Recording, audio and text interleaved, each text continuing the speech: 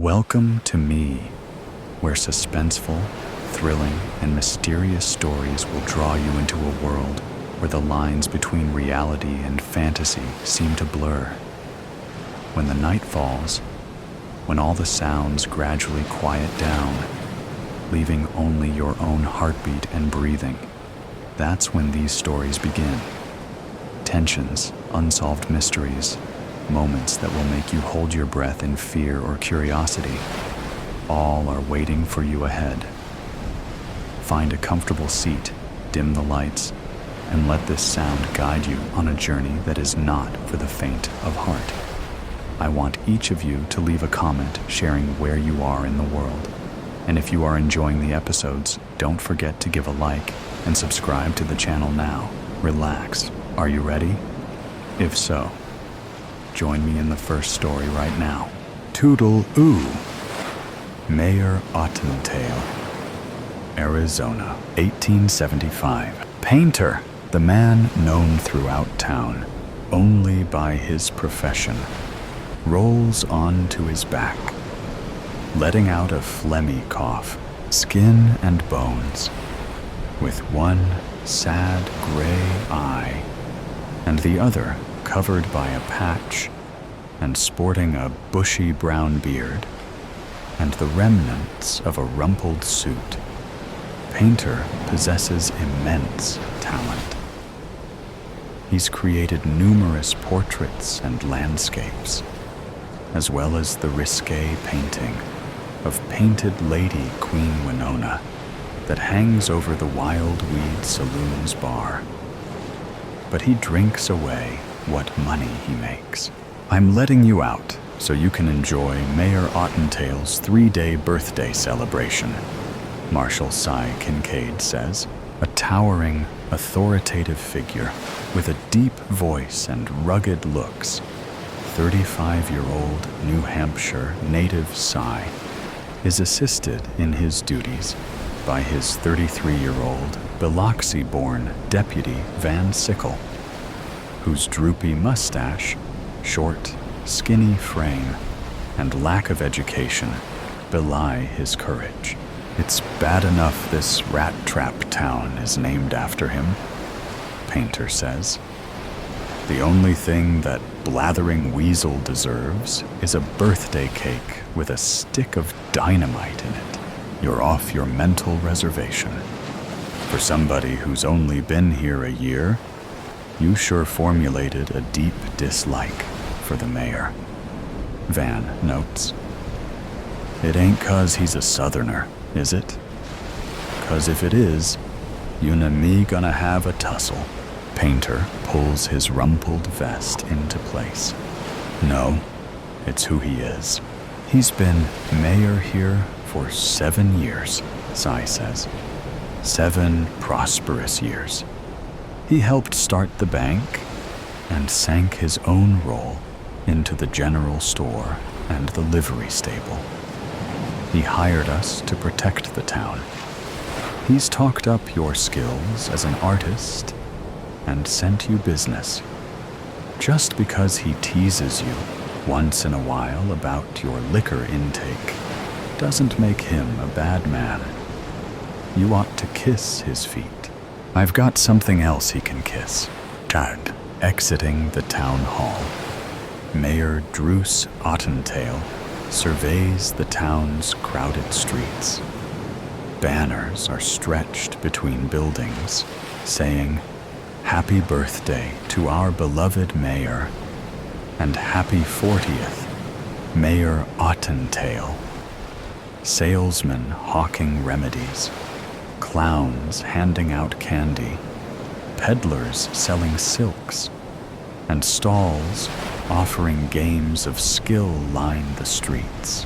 Druce grumbles when he sees his wife posing for a portrait. Opal Ottentail is noted for her pale, delicate looks. She is also witty, erudite, knowledgeable, and caring. Qualities missing in Druce, who is viewed as all business, as suggested by his reedy build stern features, beady eyes, tidy mustache, and refined southern accent. Really? In the street? You're treating the First Lady of Ottentail like a common harlot. Painter puts his brush down on the easel. I don't have a studio, Ottertail. Druce pulls his wife to his side. Well, you need to get one, you disgusting Yankee vagabond. Until you do, stay away from Opal. Who ever heard of a one-eyed painter? And in the future, the name's Ottentail, and you'll address me by my title. Yes, Mayor. Druce's pallid features burn crimson. He takes a threatening step toward Painter, but is pulled back by Sigh. Van positions himself between them. I never seen two men who can get each other's goat more than you two. Look around you, Mayor. Look at the banners, the balloons, and the stalls selling cards and buttons with your name and face on them, celebrating your birthday. You don't want to spoil all this by picking a fight with Painter. It's about time my husband was feted, don't you think? Opal beams as Druce pulls her away. Yes, ma'am. Van replies, giving Sigh a queer side glance. She just say something about the mayor smelling bad? Van asks. 6 men on horseback trot past. The burly lead rider locks eyes with Sigh. That's Jack Aker. I'd say our peaceful celebration just went to seed, Van comments. Cha. Aker and his gang tie their horses up at the Wildweed Saloon. Jack Aker takes a long, scornful look at Sigh and Van before joining the rest of the gang inside. Born in Massachusetts, the Aker brothers served in the Union Army during the war. Afterward, they were guards for the Northeastern Railway until they realized that robbing trains was easier and more profitable than guarding them. Wearing a perpetual frown across his sunburnt features, 44-year-old Jack Aker is crafty and murderous. Unlike his brothers, Jack is educated and prefers swindling to shooting. A ladies' man before the war, 37-year-old Lon Aker is sensitive about the angry red scar that runs from his forehead to his chin. 30-year-old Boston Belly. Aker is an imposing 6'6" and unafraid to use his size to get what he wants.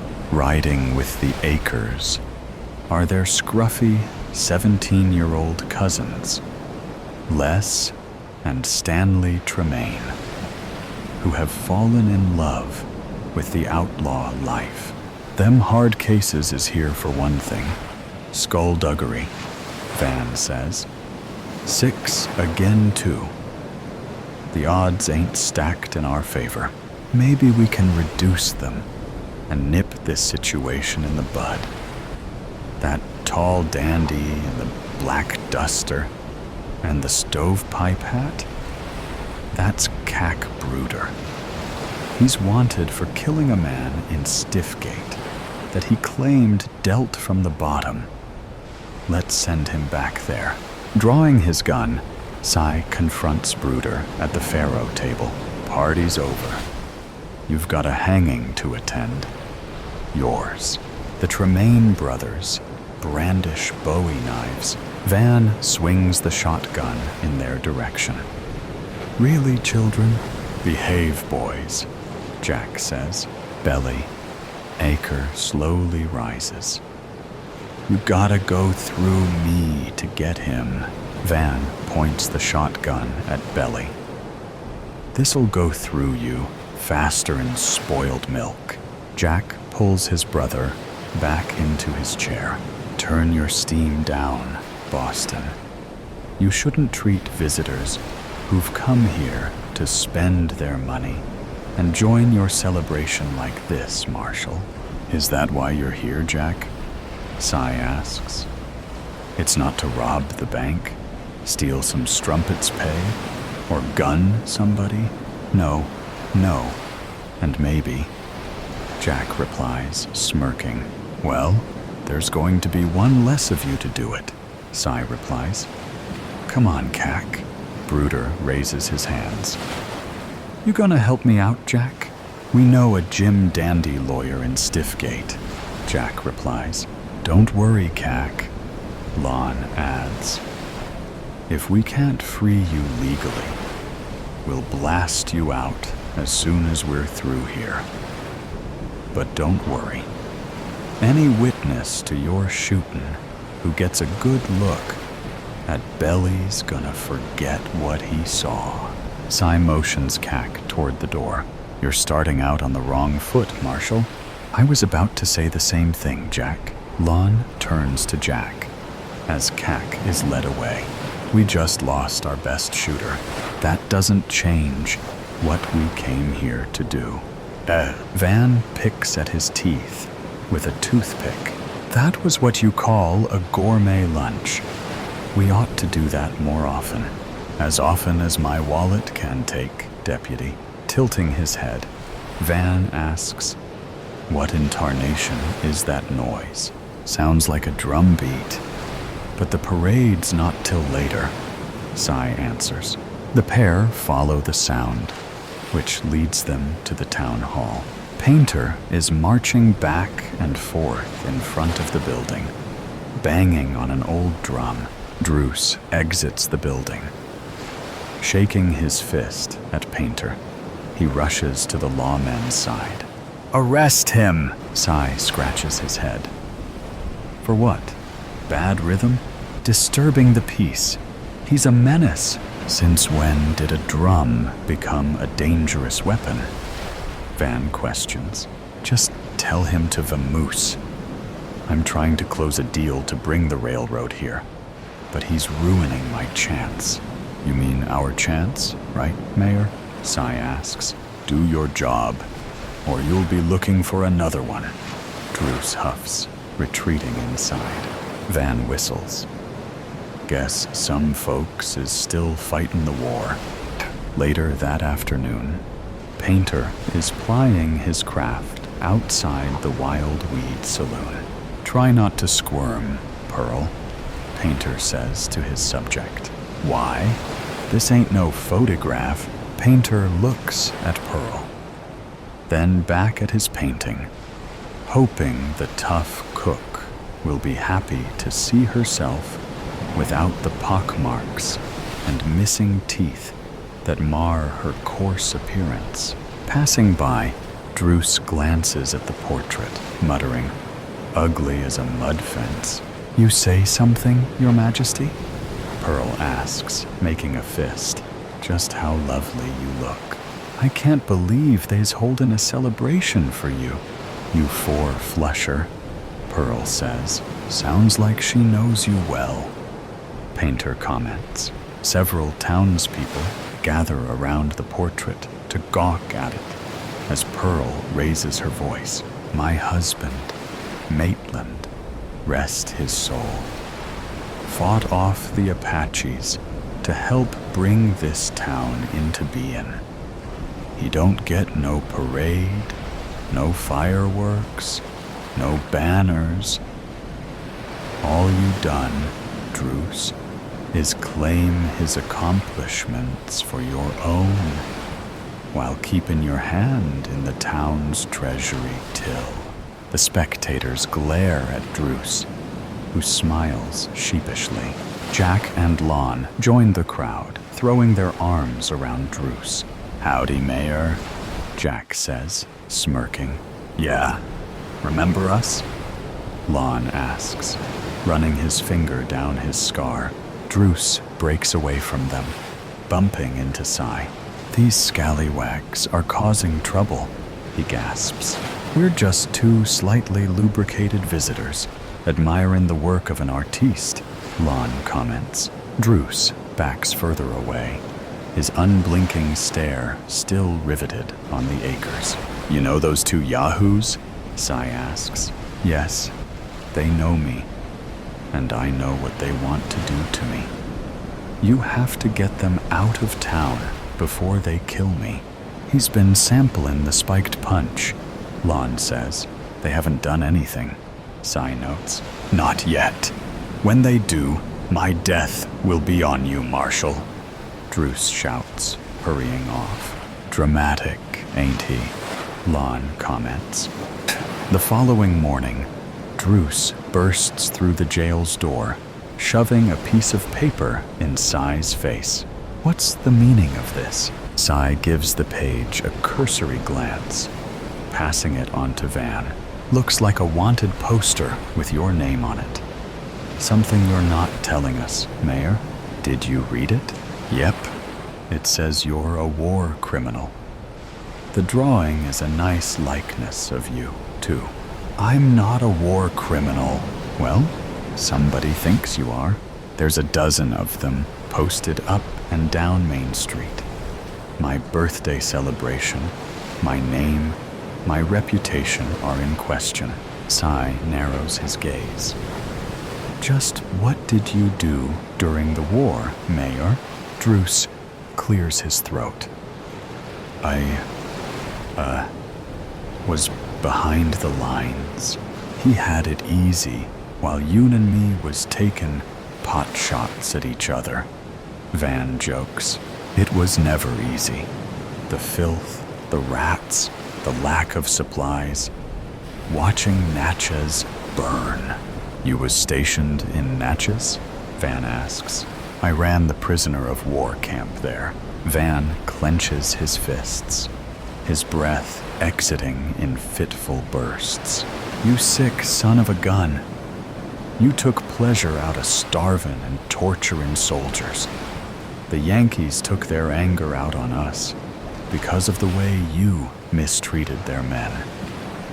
You're a disgrace to the uniform of the Confederate States Army. You murdering cur. Why don't you go take down the fake wanted posters, Van? Sai suggests. Why? They're true. Git. Van spits at Druce's feet, storming out. He fought on your side, Druce. I can't imagine how the Union prisoners feel about you. What went on in that camp? We had no water supply, no food, unsanitary conditions, and 20,000 prisoners. Most of them died from scurvy and dysentery. In the summer, we lost 100 a day to the heat. When one man died, another took his rotting rags. The prisoners were always trying to escape, so we had to resort to extreme methods. Anyone who got too close to the fence was shot. The boys, the drummer boys, they weren't going to survive anyway. So, you murdered them? I don't expect you to understand, Sai. It was war. When the armistice was signed, I was tried for war crimes and acquitted. Jack and Lon Aker were two of the prisoners who attended the trial. They swore vengeance, that I'd pay someday, and they are here to collect. Standing at the side of the podium, Sai elbows Van, pointing at the Aker gang. The gang has gathered near the front of the podium, so Druce can see their taunting smiles. Druce pecks Opal on the cheek. Shuffling papers, he begins his speech. The war against the states was hell, he says, looking at Jack and Lon Aker. Each of us lucky to survive left a piece of us behind on some battlefield, some hospital, or some prison, Jack shouts. I still wake up in a cold sweat at nights, yelling the names of the Union soldiers I had to kill. You mean murder? Jack grumbles. He doesn't have nightmares. He gave them to us, Lon adds.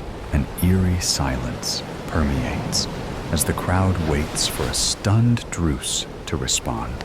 The crowd jumps, then laughs as a succession of firecrackers explode near the stand. Druce cringes behind the podium. Realizing he's unharmed, he slowly rises, grinning nervously. Opal lies on the floor next to him, writhing in pain. Who would want to hurt my wife? Druce asks. Not Opal? You? Sai grimly declares. She was lucky, though. The bullet passed right through her arm. You think they were aiming for me, after what you told me? Yep. We found a rifle across the street in a second-floor room of the hotel. It's a standard Henry rifle used by soldiers. It could be owned by any one of us, including the Akers. I remember seeing Aker and his boys. They were standing in front of us, Druce says. Looks like you got more enemies than we thought, Mayor. That evening, Druce sways as he sits atop the bar, his storytelling embellished by the strength of the liquor he's been drinking for the past several hours. It's about time the mayor ran out of yarns and out of steam, Van says. I'm tired of babysitting this blatherskite and having to stick him like a leech. Sai scans the room. It's the last night of his celebration. He's going to suck as much flavor out of the moment as he can. I just wish he'd picked a less public place to do it in. And we had those blue bellies trapped in the valley. It was a turkey shoot. The doors swing open. Jack Aker and his gang saunter in. Jack acknowledges Painter with a nod, quickly moving on. The Tremaine brothers thread through the crowd, moving to Druce's right side, while the Aker brothers gather left of the mayor. I could hear Dixie coming from the band. How could you hear it above the screams of the prisoners you tortured? Lon asks. Oh, he could, brother, Jack says. Because they don't write songs about cowards. Toodle-oo, Mayor, a gunshot echoes throughout the barroom. A bullet buries itself in the pillar next to Druce's head. Sai pushes Druce off the bar. Druce falls behind it, curling up underneath it, out of everyone's sight. Sai notices that none of the Akers have drawn their weapons. Growling like a mad beast, Belly swats everyone in his path aside. Grabbing Sai, he puts him in a bear hug, crushing him. Let me go, Belly. Sure, when you're dead. Reaching for his gun, Sai jams it between them, firing 3 shots. Belly releases him. Backing away, he laughs at the blood spurting from his chest as he falls face first. Jack and Lon reach for their guns. Lon fires at Sai. His 2 bullets strike Le Tremaine, killing him as he runs in front of Sai in an attempt to escape. Stanley Tremaine reaches for his Bowie knife, intent on throwing it at Sai, but a sea of panicking customers knocks the blade from his hand, and he's pushed out the back door. He doesn't return. Sai fires 2 shots at Lon, who drops his gun, falling backward. Hiding behind a pillar, Jack hits Van on the forearm with a slug from his Colt. cradling his shotgun, Van returns fire, splintering the pillar. A second blast blows a now exposed Jack off his feet. Druce greets Cy on the street the next morning. They watch a crew of men pulling down banners and sweeping up the celebration's confetti. How's Acre? Gut shot and about ready to join his brothers in the mortuary. I'm going to Doc's office to see him now. I hate to owe a Yankee, but thank you, Marshal. It's nice not to have to look over my shoulder anymore. I'm so happy. I think I'll have that reprobate painter paint my portrait. Toodle-oo. Jack grabs Cy's hand as the pain sears through his body. You know what I regret most? That a Reb finished me. You carried the pain of being in Ottentail's prison for 10 years. Why try to kill Druce now, Jack? We were paid to create a ruckus during the mayor's speech. The man who hired us decided he was going to kill Ottentail. He shot Ottentail's wife by mistake. Then he wanted to kill Ottentail while he was drunk in the saloon. He missed again. Everybody, including you, thought me or one of my brothers had pulled the trigger, so Belly decided to act first. He should have left the killing to us. Who hired you? Jack wheezes heavily. A broken man. He was a prisoner with Lon and me in Natchez.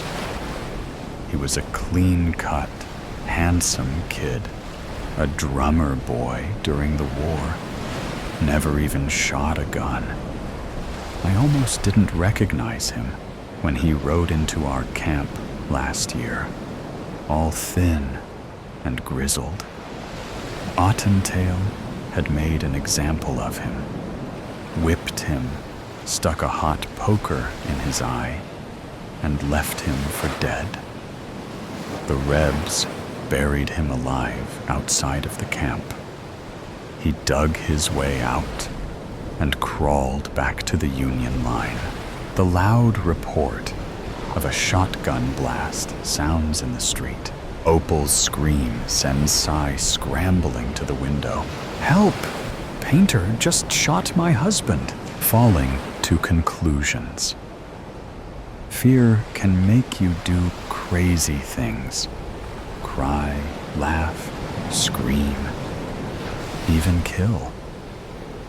At this precise moment, it is causing a man named Joe to run for his life.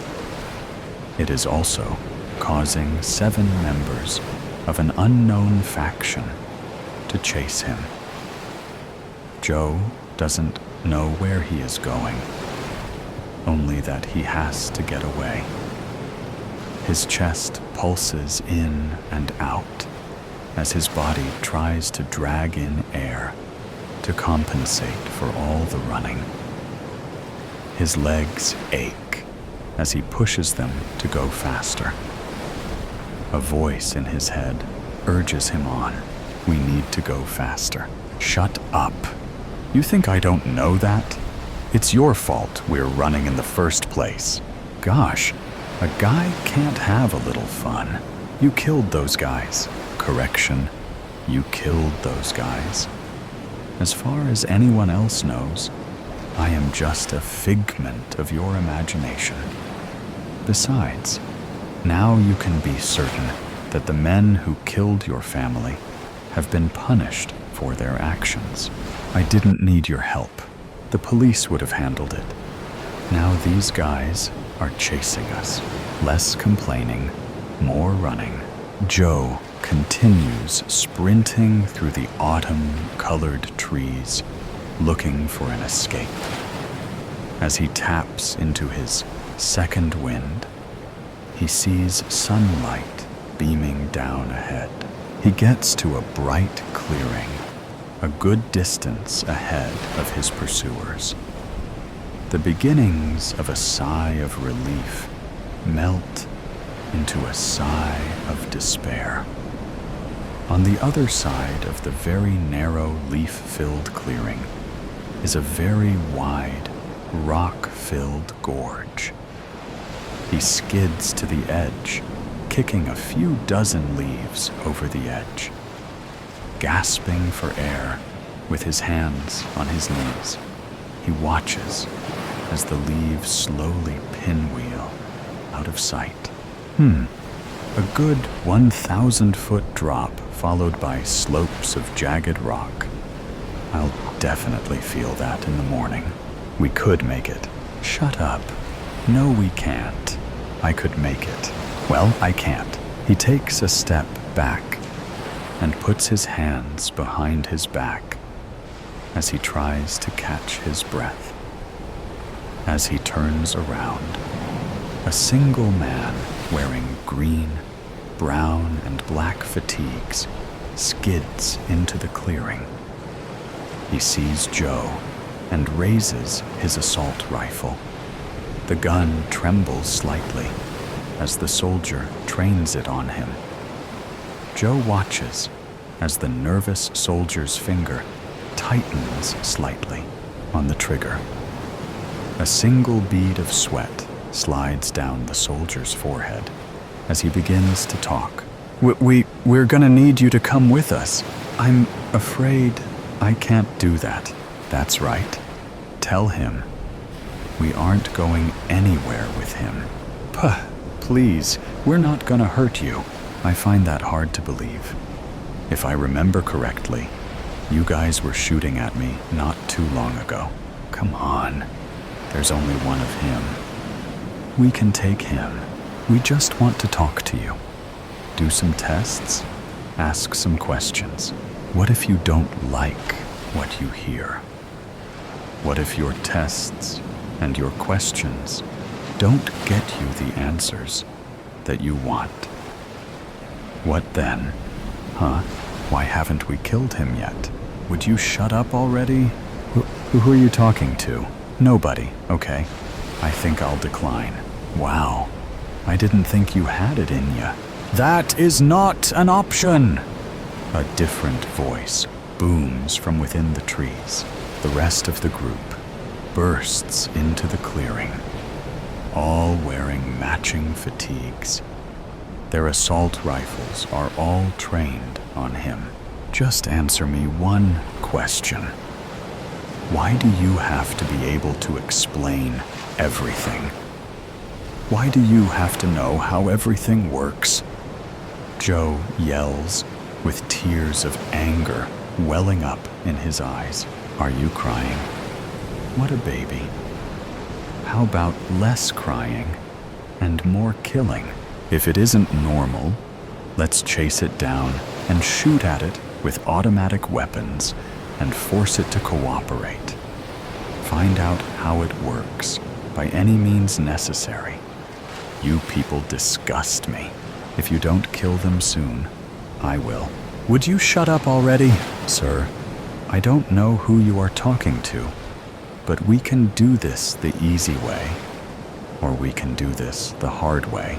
Well, as my mother always said, if it's not hard, then it is not worth doing. Whoa, what are you doing? They are looking for a reason to kill us. If they kill me, you die too. As Joe says this, he slowly takes his hands from behind his back. A 40-inch, sleek, razor-sharp, black katana is held firmly in each hand. As they see the blades, their fingers squeeze the triggers. Volleys of bullets fly towards Joe, each trying to reach the target first. His swords move lightning fast as he takes into account where on his body they are aiming and tries to deflect as many bullets as possible. Despite his efforts, he's breathing through a couple new holes by the time they need to reload. They watch anxiously as Joe stumbles forward. The sword in his left hand sticks into the ground and keeps him from falling all the way to the ground. He leans heavily on the sword as ragged, shallow breaths tear out of him. Dark red blood stains his shirt and pants in various places. He sways, but manages to stand, leaving the sword embedded in the ground. He tries to look at them, but the 7 soldiers double into 14. He shakes his head and tries again, but the 14 soldiers are now swimming in front of his vision. He settles on focusing on the group as a whole, seeing the forest, not the trees. Did I pass the test? Oh well. My answer is still no. If you want my body, you'll have to fetch it.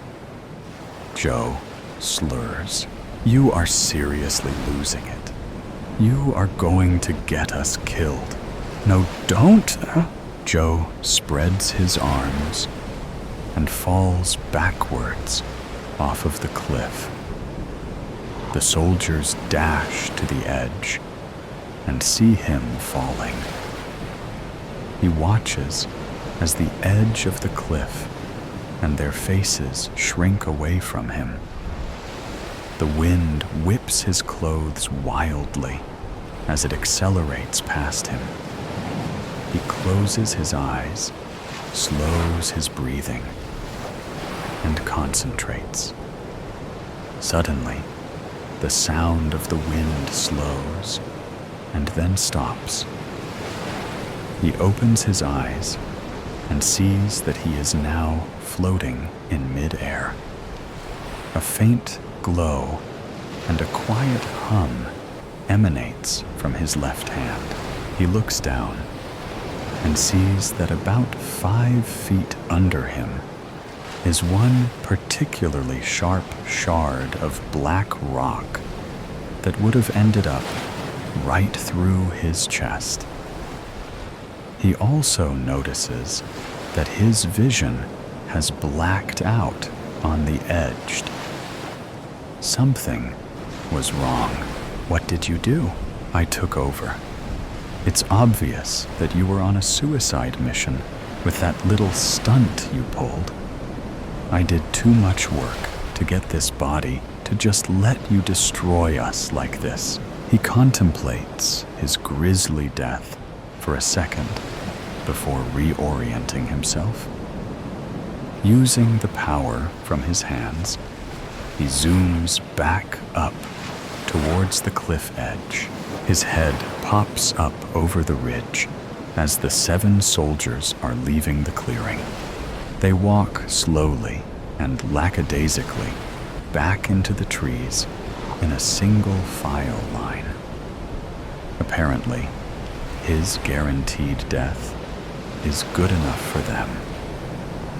His anger intensifies with this nonchalant disregard for him as a person. The fact that they don't really care about retrieving the body pisses him off. They even left his sword exactly where it got stuck in the ground. The nails on his right hand dig into his palm as his grip tightens on the sword. The angry look on his face morphs into a grin. He is going to enjoy what is about to happen. He floats back onto the cliff and lands silently on the ground. He quietly picks up his second sword and zips to the soldier, bringing up the rear.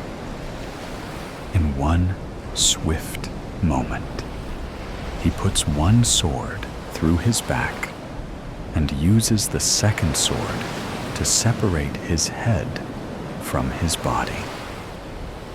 The head spins wildly as it tumbles into a nearby pile of leaves. He pushes the soldier's body out of the way and heads towards the second soldier.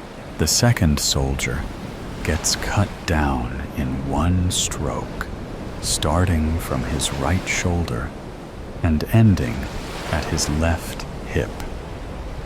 As the top half of the body slides away diagonally from the bottom half, Joe sees that the other soldiers have become aware of his presence. Their eyes widen and their mouths hang open as they realize the man that they thought was dead is still very much alive. Joe uses the moment of hesitation to close in. The third soldier is split vertically in half as Joe brings the sword right up through the middle of him, splitting him in half like a deli sandwich. He steps through the space the third soldier's body once occupied and heads toward the fourth soldier. He rams both swords into the soldier's abdomen and sees the soldier's eyes widen with pain. He pulls both swords in opposite directions, shredding the soldier's midsection. He lifts his foot and kicks the soldier, sending his body to the ground with a thump. 4 down, 3 to go. The remaining 3 soldiers spread out and raise their assault rifles. Not this time, Joe snarls at them. Not like this. It was never supposed to be like this.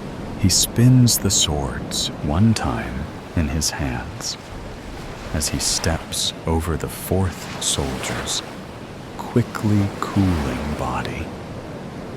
Raising the swords in his hands, he throws them at the 2 outside soldiers. Both soldiers are struck between the eyes before they even get off a shot. The force of the swords knock them both backwards. One of the swords plunges into the ground, propping the 5th soldier's body up at a 15-degree angle. Gravity slowly pulls the body down the blood-soaked blade.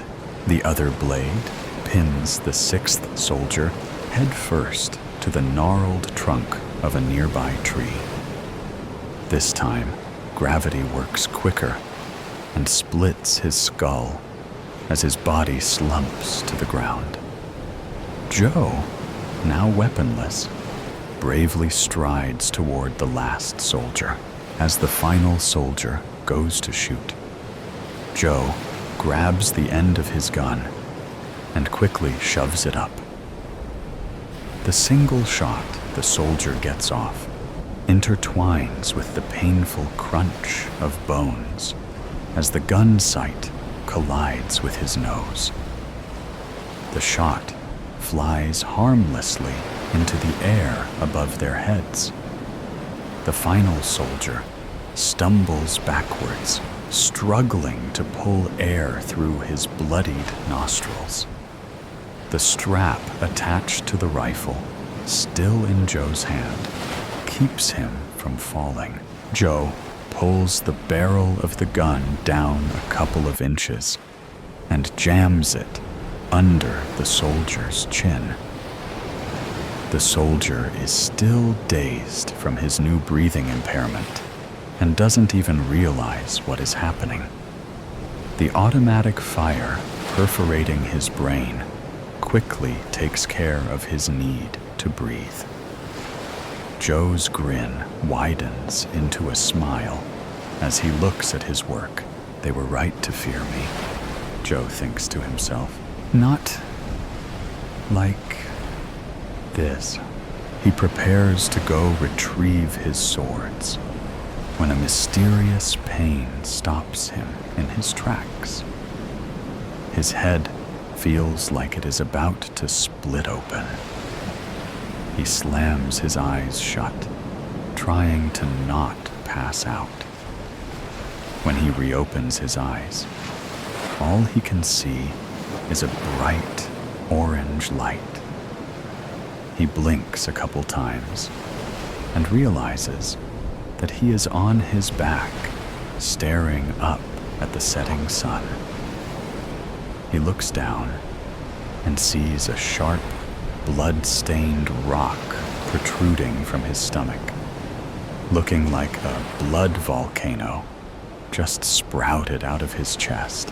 His mind struggles to come to terms with what has just happened, but his eviscerated midsection makes it hard. He tries to speak, but all that comes out of his mouth is a splatter of blood. It was all in his mind. No miraculous survival, no sweet revenge, no daring escape. Just a terrified man sprawled, broken and bloodied, at the bottom of a rocky gorge. He lived his life in fear, and it was this fear that eventually drove him to his death. At least the voice in his head is finally quiet. His gasping breaths slow, as the last thing he sees is the sun slipping beneath the horizon. Fear can make you do crazy things. Laugh, scream, even kill.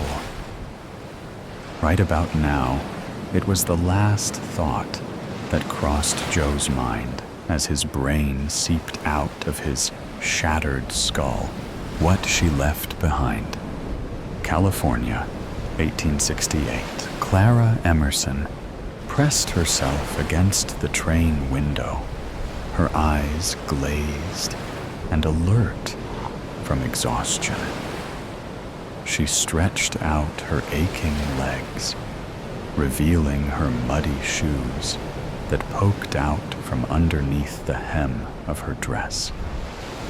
She retracted her feet back from visibility, gathering and stroking her straw-like, graying hair as she peered out the window. Clara glanced to see if anyone was watching her. Only a handful of people sat behind her, none of which were looking in her direction. No, I'm safe. She drew in a deep breath, steadying herself. But unease coiled in her chest and churned in her belly. Turning in her seat, she lowered her gaze to the small diamond band on her finger.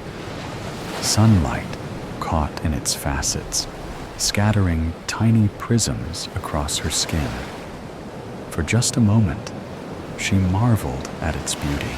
Clara looked up and locked eyes with a man several seats ahead, clean-shaven, with thin-framed spectacles perched on his nose. The man stared at her with a hollow, unreadable expression. Her pulse kicked. How long had he been watching her without her noticing? Her skin went and clammy, like a predator spotting easy prey. The man rose from his seat and approached her, not breaking eye contact once. Clara's stiffened in her seat as the man approached. "Go away. May I sit? I have a long journey ahead of me, and I could sure use the company," he said to her. "No." Of course. The man sat down across from her. His eyes remained on her, almost as if they were boring into her very soul. "Didn't anyone tell you it's rude to stare?" she asked him, hoping that illuminating his behavior would cause him to cease. but it did not. "Forgive me, ma'am. It's just, you look so familiar. Do we know each other, perhaps?" "No, I don't recall your face. You must be mistaken." "No, I think we do know each other." "Why won't he quit?" "Where are you from?" "I'm not going to tell you that. You haven't even told me who you are." "Ah, how foolish of me." "My name is Simon Klein." He leaned forward, extending his hand to her. He sat back down and continued to stare at her, expectantly this time. Clara sighed, brushing a strand of hair out of her face. "I'm Elaine. Elaine Whitmore." "Elaine? I would have taken you for an Alice or Charlotte or Clara." Clara froze in her seat, her eyes wide and her palms sweaty. "Who is this man?" "No, I'm just Elaine." Mr. Klein gave her a wry smile, shaking his head. "So, where are you headed to?" Clara shrugged. "Anywhere that's far away from here." "Ah, come on. California's the place to be. There's opportunity here." "Not for me. Not anymore." "Shame," he said. "What is?" Mr. Klein chuckled. "Surely you have friends or family that will miss you. It almost sounds like you're running away." Now he was just getting on her nerves. "You're quite brazen, Mr. Klein. My business is none of your concern."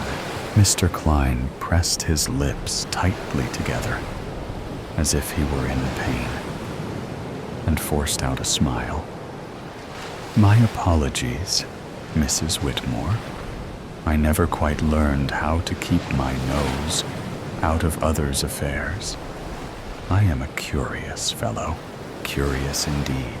Hoping to break the tension, she pulled out a flask from underneath her shawl. "Care for a drink?" A wild glimmer in his eyes appeared. It was as if he wanted to reach out and strangle her. "No, thank you," he said, his demeanor shifting. There was something dangerous underneath this man's calm exterior. Somehow, that made him more terrifying. If he were angry and violent from the start of their encounter, she could predict his next move and accept that she was under attack. But this man unnerved her to her core. There was something almost familiar about him. Gathering her shawl, she stood from her seat, and as steady as she could present herself to be, she faced him. "I think I would prefer to be in my own company for the rest of the journey. Good day to you. Please, there's no need to leave. If you wish to be alone, I can accommodate." Mr. Klein stood, moving back to his original seat. Clara returned to hers, facing away from Mr. Klein this time. But she could still feel his eyes on her. She waited until the train had passed a dilapidated old shack close to the tracks before rising from her seat and creeping her way down toward the caboose. Her heart quickened, as did her pace. "Excuse me, sir," she heard behind her. Sucking in a breath, she chanced a glance behind her, locking eyes with Mr. Klein, who was trailing close behind her. He did not smile this time at her.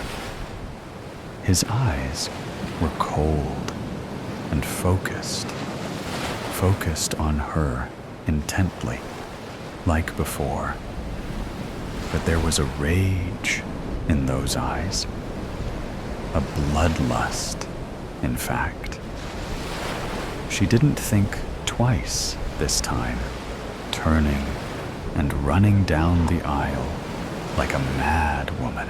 She stumbled through the empty train carts, praying an escape plan would present itself to her before he reached her. But there wasn't enough time, and there was nowhere left to run. I'm trapped. She looked out the back window and considered the tracks. Maybe she could jump. Maybe. She might still have a chance. The door behind Clara creaked open. She spun around to see Mr. Klein reaching into his coat pocket, revealing a silver pistol. She backed away slowly, keeping her eyes trained on Mr. Klein, if that even was his name, and she pressed herself against the back door of the caboose. He pointed the barrel at her. Rage oozed out from beneath the calm, collected persona he performed earlier. His hand trembled, but he remained in control of himself for the moment. Clara trembled, terrified of what he would do to her.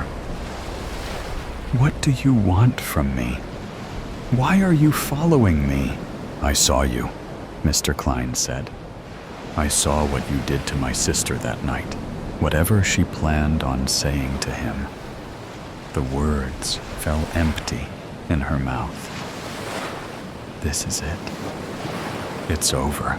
What? You thought no one saw you sneak out of her house in the dead of night?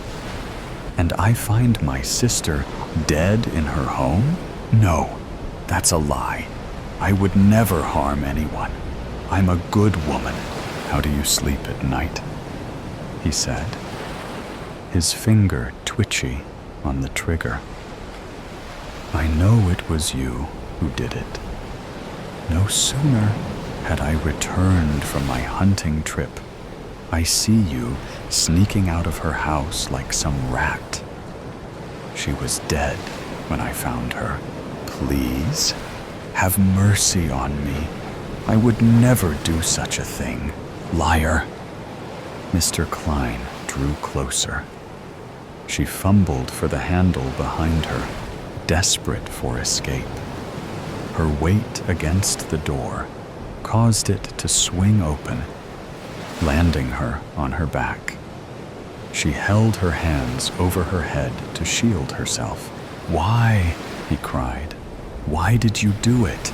Tell me! A shrill, raspy whistle emanated from the front of the train, distracting Mr. Klein for the briefest moment.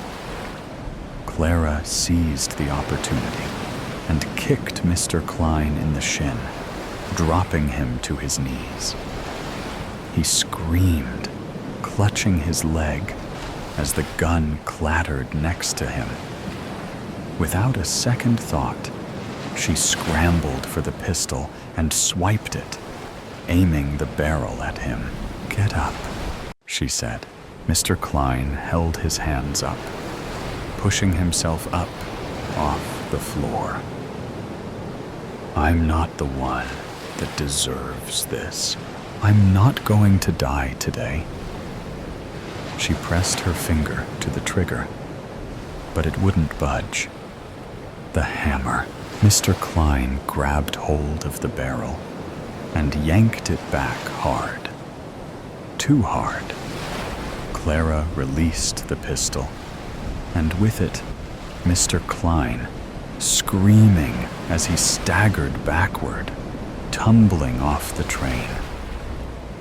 He hit the tracks hard, rolling like a rag doll, before coming to rest, bloodied and limp, his lifeless eyes fixed toward the sky. The wind violently whipped Clara's hair, as Mr. Klein's body disappeared beyond view. She steadied herself against the railing, her thumb absent-mindedly tracing the curve of the diamond, lost in a thought she refused to finish. The hunt never ends. You thought that we wouldn't find out, didn't you? The note read. The man had shivered when he had read those ominous words, as perspiration began to drip down from his temple, the salty liquid seeping into his eyes and temporarily blinding him. This is the end, the man had said to himself in an agitated, trembling whisper, as he looked down at the sheet of notepaper which had been left on his office desk. He glanced around at the other employees to see if anyone was looking his way, giving him some indication on who had left the message.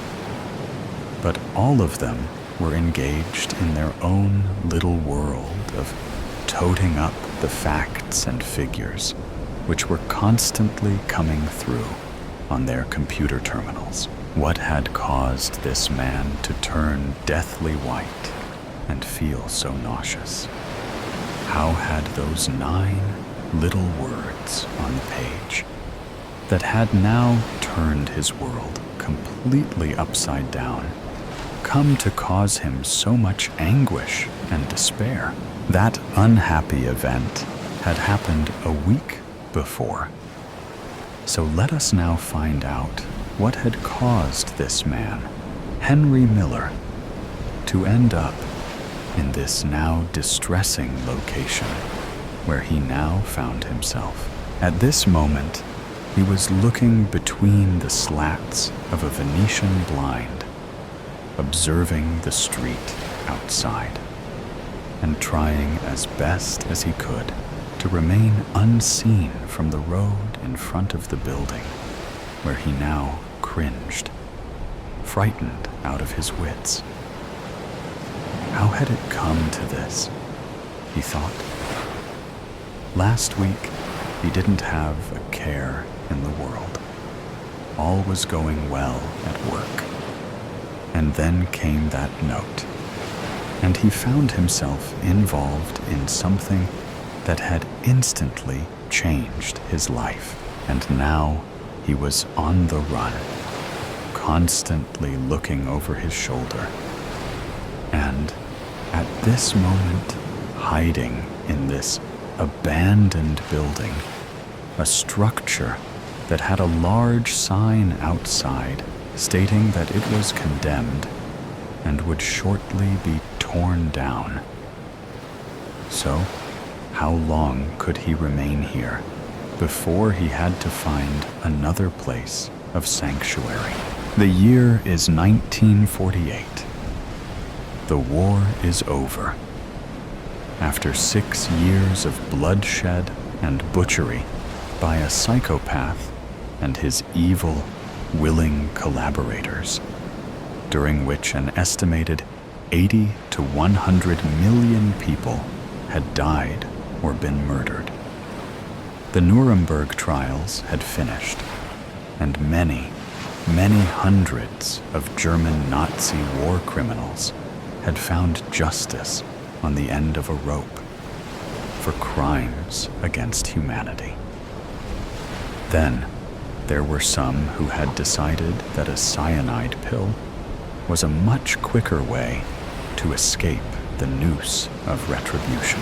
Others, seeing that the end was near, had made their getaway before the Russians entered Berlin and tortured them, finding their way to South America, where many of them lived for a while, trying to evade the men from the Simon Wiesenthal organization, people dedicated to finding every last Nazi and bringing them to justice, headed by their leader, a man known as the Nazi Hunter, who was a Holocaust survivor.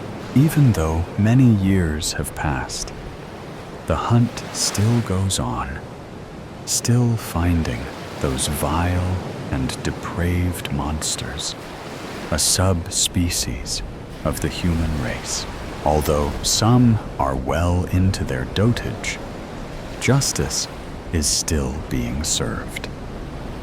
A particular case in point is the case of Adolf Eichmann, who, along with Heinrich Himmler, was the architect of the final solution, where 6 million Jews were sent to the death camps, only to be gassed, their bodies cremated, and the remains crushed. Eichmann was finally located in Argentina in 1961, thinking that after 16 years, he was safe. But justice caught up with him, and he met the Grim Reaper on the end of a rope a year later. But returning to Henry Miller, a man who had changed his name from Henrik Mengele and who had managed to escape from his home in Germany to live in Spain, a neutral country during the war, just after the conflict had begun. The surname he was born with, Mengele, was the same name as the man who was once revered by the Nazi Party for his inhumane and horrific experiments on unwilling participants. The infamous Dr. Joseph Mengele, a man given the name of the Angel of Death, a man, if indeed he could even be called that, who performed appalling and unspeakable experimentation on live inmates of the concentration camp at Auschwitz. Most of those subjects dying a lingering, painful, and agonizing death, all in the cause of making the so-called German master race into a nation of blue-eyed, blonde, Aryan supermen. But what had caused Henry to be reduced to his present situation? It was all due to that one barge letter that he had found on his desk just over a week before, which caused him a great deal of torment. He had read the words, his trembling hands trying to stop the shaking that was coursing through his body. The words that read, "You thought that we wouldn't find out, didn't you?" For many years, he had feared that maybe someone, somewhere, at some time, might find out about his namesake and make his life a living hell, maybe even murder him, with the idea that he was in some way engaged in the work carried out by that misguided and psychotic mass murderer, and had, somehow, missed out on receiving the same fate that had befallen the other members of the Nazi death squads. But he had been so careful, and had never told anyone of his former name, or his possible relationship to the Angel of Death at Auschwitz. So, how could someone have found out where he lived or worked? The only way out that he could think of was to go on the run, getting well away from anyone he had worked with and from where he had lived. He had no plan, just a crazed idea that he must stay out of sight in this empty building before he made his next move. All sorts of wild ideas coursing through his brain. Thoughts that he had never even dreamt about, up until now, came into his mind. It was a few weeks later in the office where Henry had formerly been employed, a place from which he had mysteriously disappeared sometime previously, without explanation.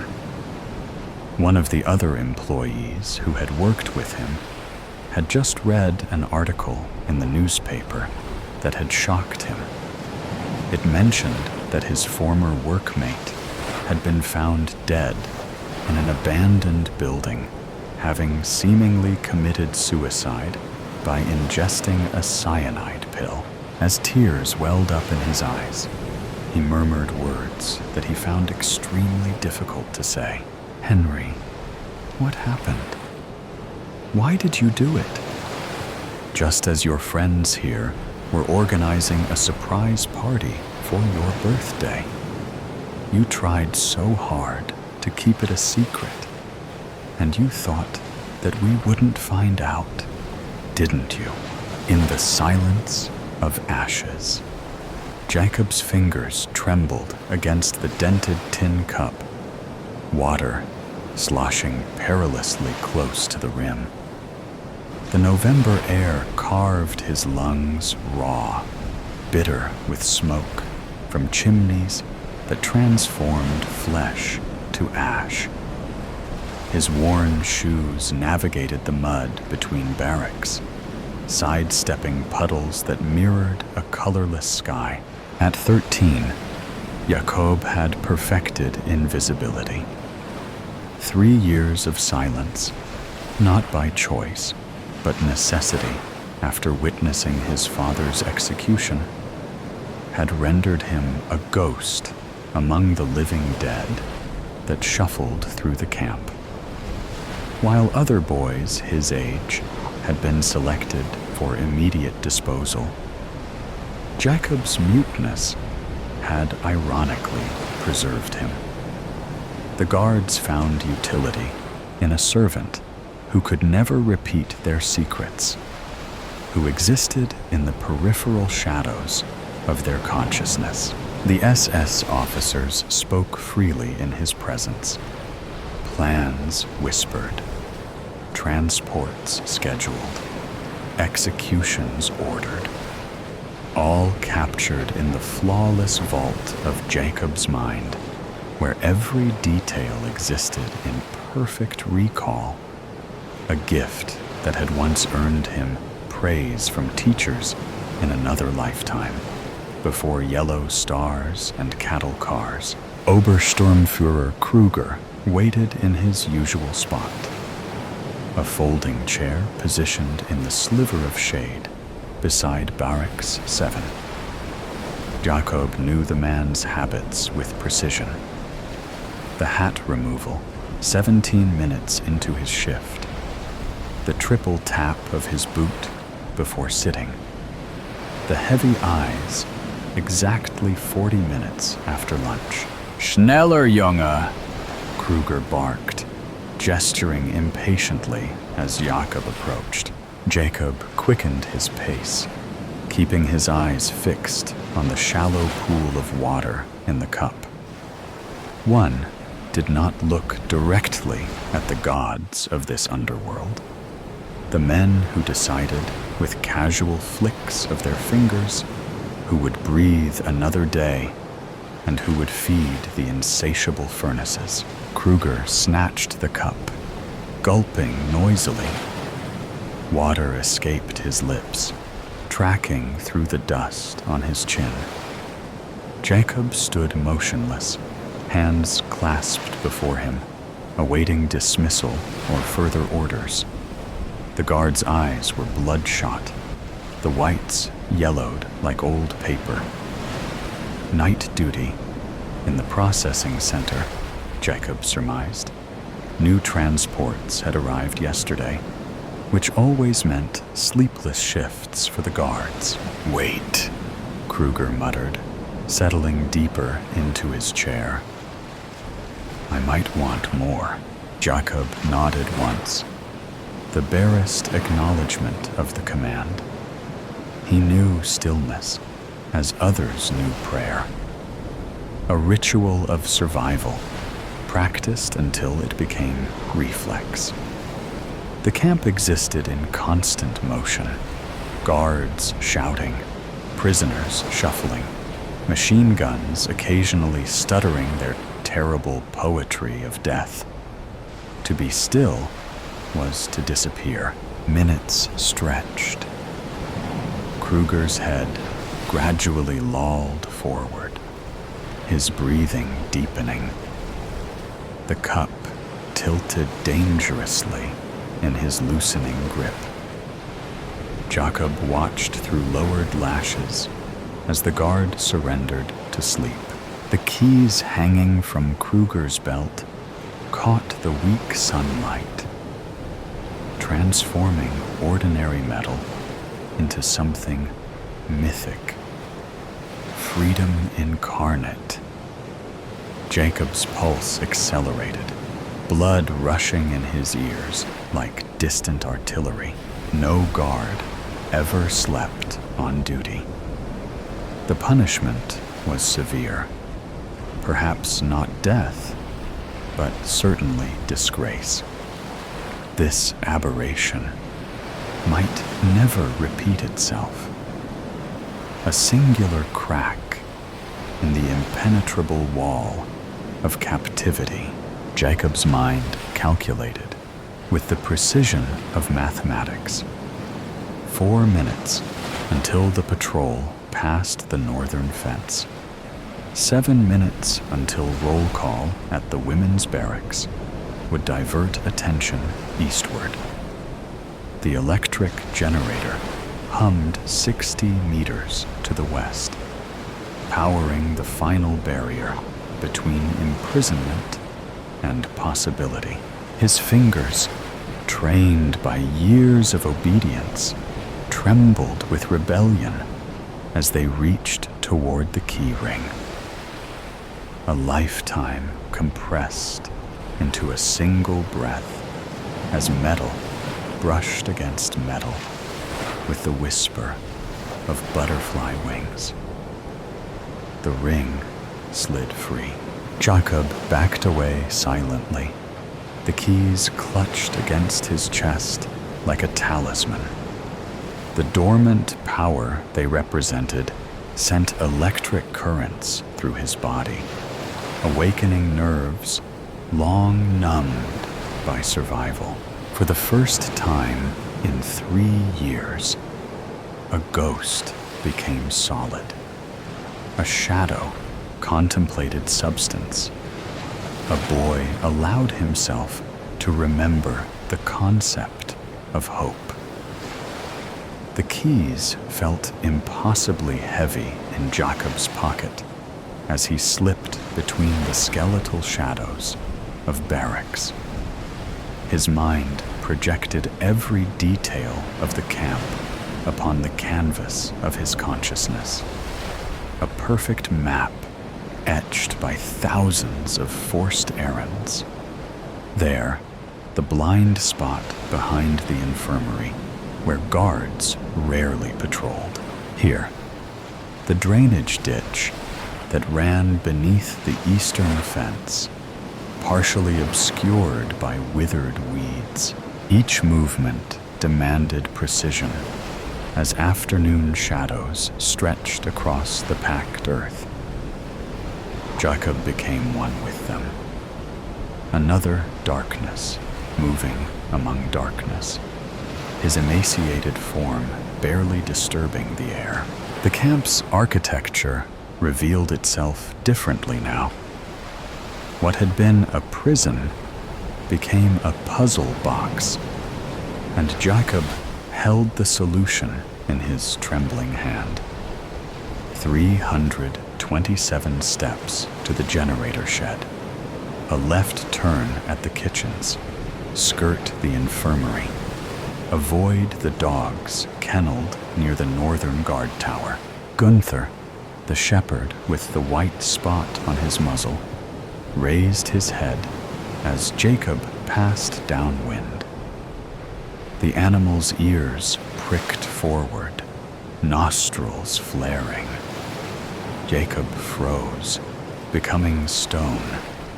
The dog's amber eyes held his for an eternal moment before dismissing him just another walking skeleton, carrying neither food nor threat. Jacob released the breath he'd been holding and continued his careful trajectory toward freedom. The world had shrunk to immediate sensations.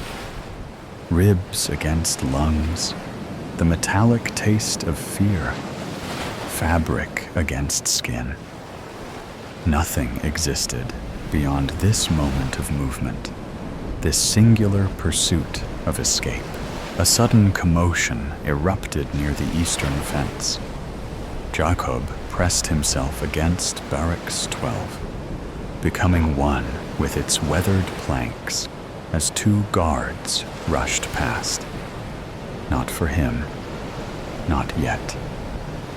The keys remained undiscovered. As the guards disappeared, Jacob continued his journey through the camp's service areas, places where a silent child became as invisible as dust motes in sunlight. He reached the narrow passage between buildings where mud gave way to gravel, treacherous ground that might announce his presence. Jacob moved with the deliberate care of a tightrope walker. Testing each step, a soft sound stopped him. A whimper, barely audible, drifting from beneath the elevated supply depot. Jacob hesitated, freedom calling from just beyond. The sensible choice was clear. Continue, escape, survive. Yet he found himself crouching, peering into the darkness beneath the structure. 5 pairs of eyes reflected the meager light. Children, younger than himself, huddled together like rabbits in a warren. Their gaunt faces registered shock at his discovery. One boy raised a finger to cracked lips, pleading for silence that Jacob had mastered years ago. They had escaped a selection. That much was obvious. Children deemed too small for work were immediate candidates for the chambers. These 5 had somehow slipped away, hiding in this temporary sanctuary, while death searched elsewhere. Jacob knew their fate was sealed. The hiding place would be discovered within hours. The dogs would find them, or hunger would drive them into the open. Their brief rebellion against inevitability would end as all rebellions did in this place, with smoke rising from chimneys. His hand closed around the keys in his pocket. One boy, for certain, could navigate the camp's dangers. 5 children multiplied the risk exponentially. Mathematics again. Probability, chance, the cold equations of survival. The smallest child, a girl with eyes too large for her hollowed face, extended one skeletal hand toward him, not begging, not pleading, offering connection, humanity. Something the camp had systematically stripped away layer by layer until only animal survival remained. Jacob's memory flashed to his father's final words before the guards beat him silent. Remember who you are. He made his decision with quick, efficient gestures. Jacob motioned for them to follow. The children untangled themselves from their hiding place, emerging like shadows gaining substance. Their movements were clumsy with fear and weakness. but their eyes held absolute focus on Jacob, their unexpected savior, their silent Moses. The smallest girl slipped her hand into his. Her palm was fever hot against his cold fingers. The contact sent electricity through Jacob's arm, awakening something long dormant. Responsibility, connection, purpose beyond mere survival. Together, they became a small constellation of desperate stars, moving through the gathering twilight toward the generator shed and the possibility of freedom beyond. The generator shed vibrated at the camp's edge. Its drone masked 6 pairs of feet, navigating between the fences as Jacob led with a cartographer's confidence. Evening patrol would begin in 17 minutes. Searchlights would sweep the eastern perimeter in 12. The rhythm of the camp's security beat within Jacob's consciousness, like a second heartbeat. The smallest girl, her name yet unspoken between them, clung to his hand with surprising strength. Behind them, the other children followed in a chain of desperate hope, each grasping the clothing of the one ahead. Their collective breath formed ghostly plumes in the November air, spectral evidence of lives not yet extinguished. Jacob reached the generator shed's rusted door. 3 keys tried, 3 keys rejected, before the 4th slid home. The lock surrendered with a reluctant click that seemed thunderous in his heightened awareness. He ushered the children inside, pulling the door closed behind them. Darkness enveloped them, broken only by the red glow of indicator lights. The smell of oil and metal replaced the camp's perpetual stench of suffering. The generator's pulse vibrated through the concrete floor into their bones.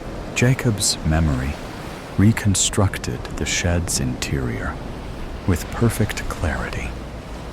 He had been brought here once to clean grease spills, one of countless menial tasks assigned to the camp's silent shadow. His fingers traced metal casings and wire housing until he found what he sought, the main control panel. Behind him, the children huddled together for warmth and courage. The oldest boy, perhaps 10, whispered something in Polish that Jacob couldn't understand. The words dissolved into the mechanical growl surrounding them. Language had become irrelevant. Only action mattered now. Through the shed's single grimy window, Jacob watched lights flicker on across the camp as day surrendered to evening. Searchlights awakened, their harsh beams cutting white arcs through gathering darkness. Guards emerged from barracks, rifles slung across shoulders. Somewhere, Obersturmführer Kruger would be awakening to the realization of his catastrophic error. Jacob's hands hovered over the generator's controls. His perfect memory recalled every wire, every connection observed during his brief exposure to the machine's inner workings. Disabling it would plunge the camp into darkness and deactivate the electrified fence. But the backup systems would engage within minutes. their window for escape would be measured in heartbeats.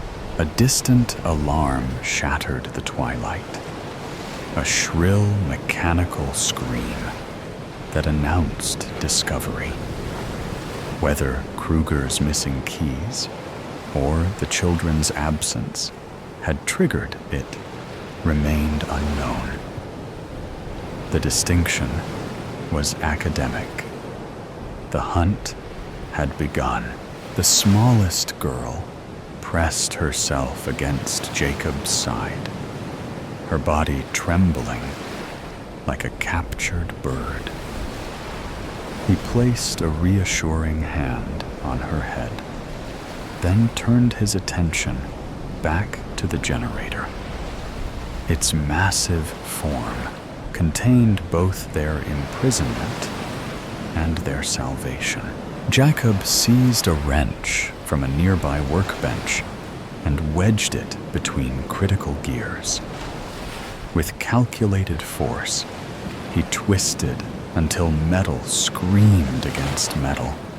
Sparks erupted in blue-white constellations, reflected in the wide eyes of the watching children. The generator's rhythm faltered, coughed, then disintegrated into mechanical death throes. Lights across the camp flickered, dimmed, and died. Darkness descended like a blessing, punctuated only by the crimson pulse of emergency lights and the distant, frantic beams of guards' flashlights. Jacob yanked the shed door open. Freedom waited in the gathering night, separated from them by a single fence now rendered harmless. He gestured urgently to the children, pointing toward the eastern boundary, where forest began 200 meters beyond the perimeter. Dogs barked in the distance, savage, hungry sounds that accelerated their terror into action. The children poured from the shed like water finding its level, Jacob bringing up the rear. The smallest girl's hand remained locked in his as they navigated by instinct and starlight toward the fence. With his free hand, Jacob tested the metal mesh. No electricity hummed beneath his fingertips. The backup generators had not yet engaged. He boosted the smallest children over first, their bird-like bodies barely disturbing the wire. The older ones climbed with desperate strength, tumbling to freedom on the other side. As searchlights swept closer and dogs barking intensified, Jacob hoisted himself upward, muscles straining against the weight of exhaustion and malnutrition. Barbed wire tore through his threadbare clothing, carving shallow furrows into his flesh. Pain registered as distant information, irrelevant to the imperative of movement. He dropped to the ground beyond the fence, landing beside the waiting children. The absent hum of electricity had been replaced by shouts and whistles, the camp awakening to their rebellion. Jacob pointed toward the dark line of trees in the distance. "Run," he mouthed silently, the word forming on lips that had forgotten speech.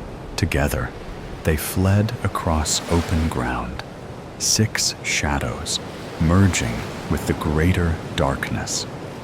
Behind them, flashlight beams swept the area around the disabled generator. Ahead, the forest promised concealment, if not safety. The space between represented the most dangerous passage of their lives, exposed, vulnerable, illuminated by nothing but faith and starlight. The forest swallowed them whole.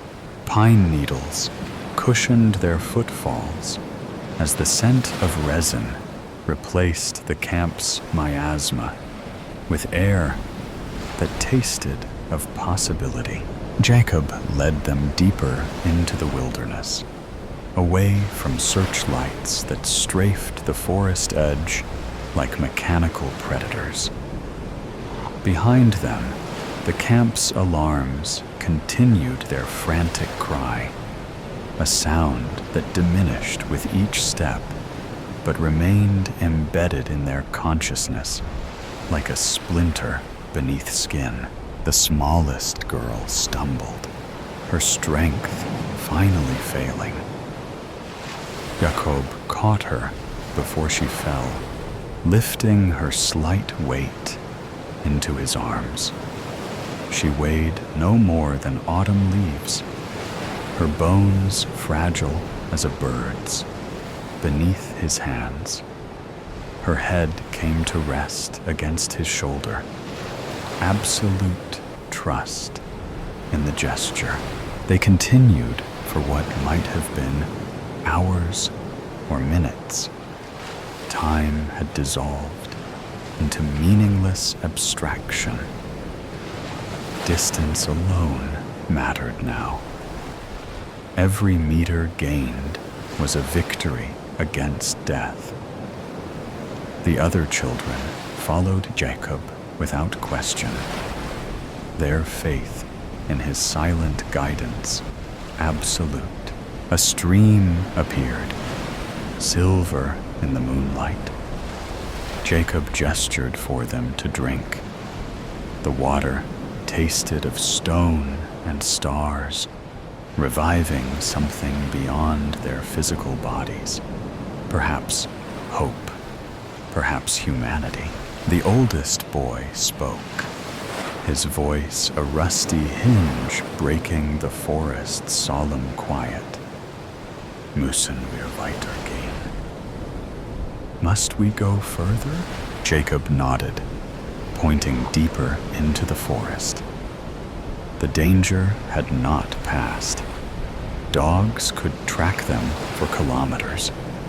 Morning would bring planes, searchers, consequences. The Reich did not surrender its prisoners easily, especially those who carried knowledge of what transpired behind electrified fences. The smallest girl stirred in his arms, her eyes reflecting fragments of moonlight. Her lips moved, forming words that emerged as a whisper. Jak się nazywasz? What is your name? The question penetrated layers of silence, built over years of survival. Jacob hadn't heard his own name spoken aloud since his father's death. It existed only in memory, a secret thing preserved from contamination by the camp's horrors. His throat constricted around unspoken syllables. Speech had become foreign territory, a country from which he had been exiled. Yet something stirred within the wasteland of his voice, a seed breaking through frozen ground after endless winter. Jacob, he whispered, the sound strange and wonderful in the forest's embrace. His voice emerged broken, raw with disuse, but undeniably his own. Jestem Jakob. I am Jacob. The girl's smile transformed her hollow face, revealing the ghost of beauty that starvation had nearly erased. Estera, she replied, offering her name as a gift in exchange for his. The other children murmured their own names: Tomasz, Lilka, Beniek, David. each syllable a reclamation of identity. The camp had attempted to replace with numbers. They stood in a tight circle beneath the ancient pines, no longer prisoners, not yet survivors, suspended in the fragile space between captivity and freedom. A distant howl shattered their momentary peace, the unmistakable voice of a tracking dog catching their scent. The hunt continued.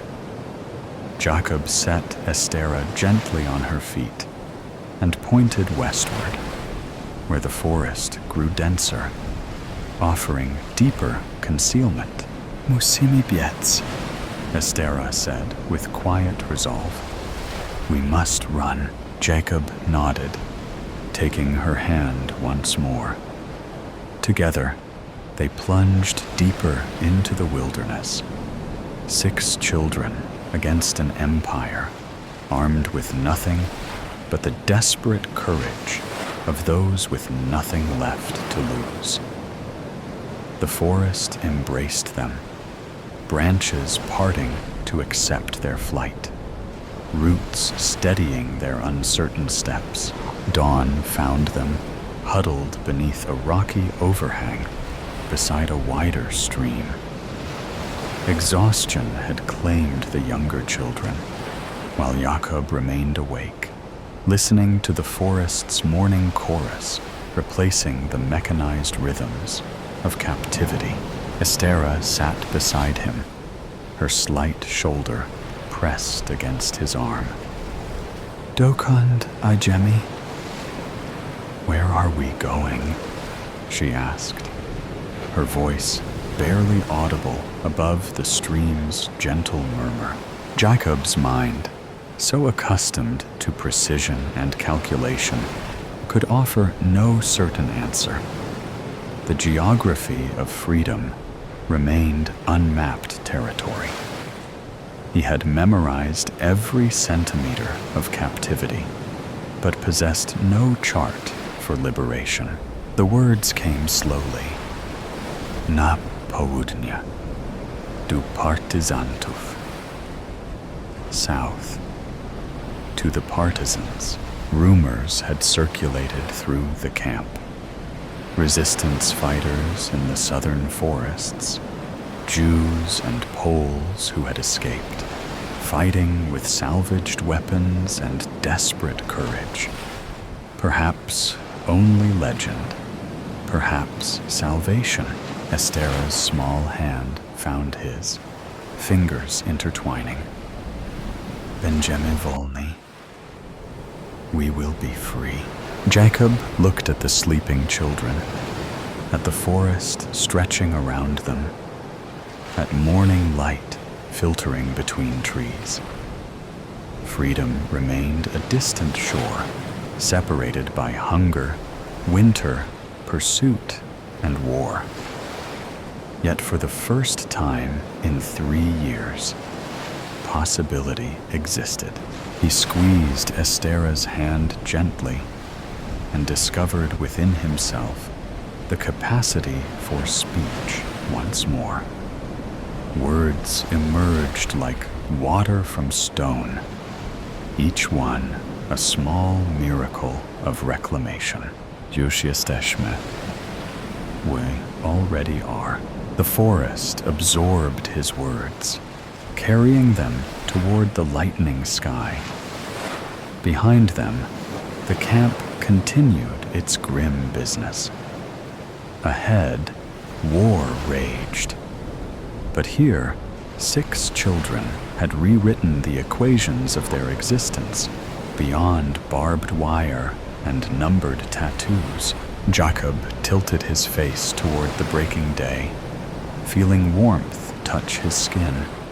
His voice, newly rediscovered, held steady as he spoke again. Not to Estera, not to the sleeping children, but to the memory of his father that he carried within.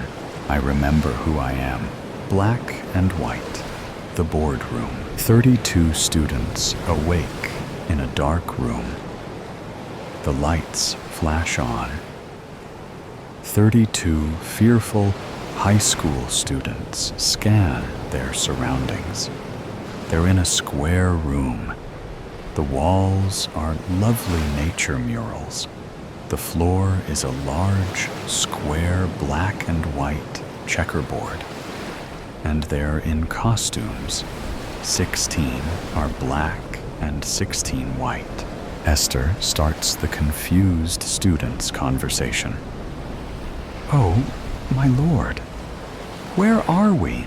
Barney, the school's head nerd, is dressed in black leather and a crown.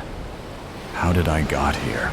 Johnny, the high school star quarterback, is dressed in white leather and a king's crown. "We, nerd. How did we all get here?" Susie, head cheerleader, adorned in a dazzling black sequined dress and crown, clings to Johnny. "We were all at Dr. Gilbert's party, Jerry." "Right. I remember we all toasted the good doctor's birthday." "Jill?" "Yes, I can't recall much after that." Billy Joe. "The punch. I bet the punch was spiked." Sally. "How did I get dressed in this?" Mark and Ken are examining the walls, looking for an exit, only to find 2 bathroom door. Mayview Police Debtor. The FBI Child Abduction Unit arrives at the Mayview City Police Department. Captain Montaigne, I appreciate your rapid response. Agent Joseph Klein, what have you got? Captain, there was a party at a Mayview High School mathematician's house on Friday night that the missing teens seem to have attended. Sergeant Billings, sir, they're being live streamed. Agent Klein makes a call.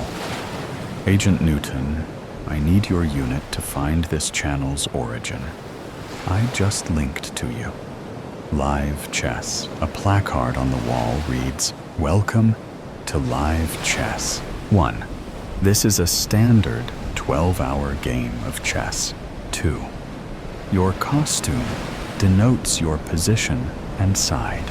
3. Your kings are Johnny and Barney, both well-ranked players. 4. Breaks are 10 minutes each hour.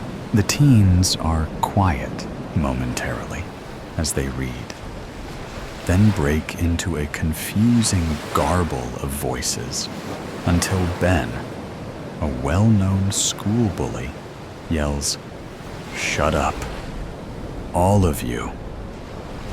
They do. He continues, "Who the hell you think you are? I will knock your teeth out." A loud crack sounds out. Ben collapses and slides down a wall onto the floor. Blood oozes from his mouth. Screams fill the room. A door opens, and in walks another student, Henry. A masked man drags Ben back inside the door, then closes it. "Henry, what the hell is going on?" Overhead, a voice breaks in. "I'm the director and judge. I don't tolerate dissidents. Now that's settled, let's begin, shall we? Take your positions." White on the wall's time clock side. The frightened, crying teens start moving into position, Sally crying and shaking. "I don't know where to go." King Barney, over there in the second row with Susie, Jill, Mary, Gary, Ken, and Mike. "You're all pawns." Voice, "Well done." The clock will tick down from 12 hours for each team. It starts and stops with each move. The winning team lives, or shall I say, those left standing will live. Kimmy, The white king-side light-squared bishop, LSB, cries out, "What does he mean?" Voice, the game is one of death, not of capturing players, resulting in another wave of mass hysteria. White King Johnny. What the hell? Voice, let the game begin. King Johnny, make your move. A dual digital timer on the wall starts counting down.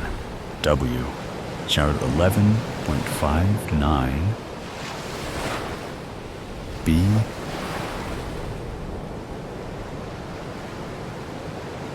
Opening. Johnny, the HS quarterback, confused and shaking, instantly decides pawn to E4. Voice. Johnny, they're more than pawns. They're your classmates. They're living people, at least for the moment. Brings another burst of loud conversing, screams, and crying. Mary runs, screaming, "I can't do this!" A loud crack echoes throughout the room. Mary halts, drops to the ground, and cringes down into a fetal position. Voice, Mary, that was a warning. Get back, now. She doesn't move. I said, now, Mary. Another crack erupts, and the wall splinters beside her head. Mary screams, then runs back to her square. Johnny, G, Gary, move to the E4 square. Gary, W, where's that? Johnny, 2 squares in front of you. The white one. Gary steps up to the center of the board. Barney, C5. Elizabeth, move up 2 squares. She quickly responds. That's right, the dark square. Voice. Very good. See how easy it is to play and obey. Johnny, you're up. Johnny, knight to F3. Henry, do you play? Henry, yes. Susie, Sally, excuse me, please. And he moves up 2 and over 1 square, as knights do. Barney, knight to C6. Sarah, move behind Elizabeth on the white square. Johnny, Billy, you're our light squared bishop. Step in front of me to E2. BE2. Strategy. Barney, may I ask a question? Voice. Of course. Your clock is ticking. Barney. If we capture a piece, what happens to the player? Voice. Again. It's not a capture game. It is a game of life and death. Barney.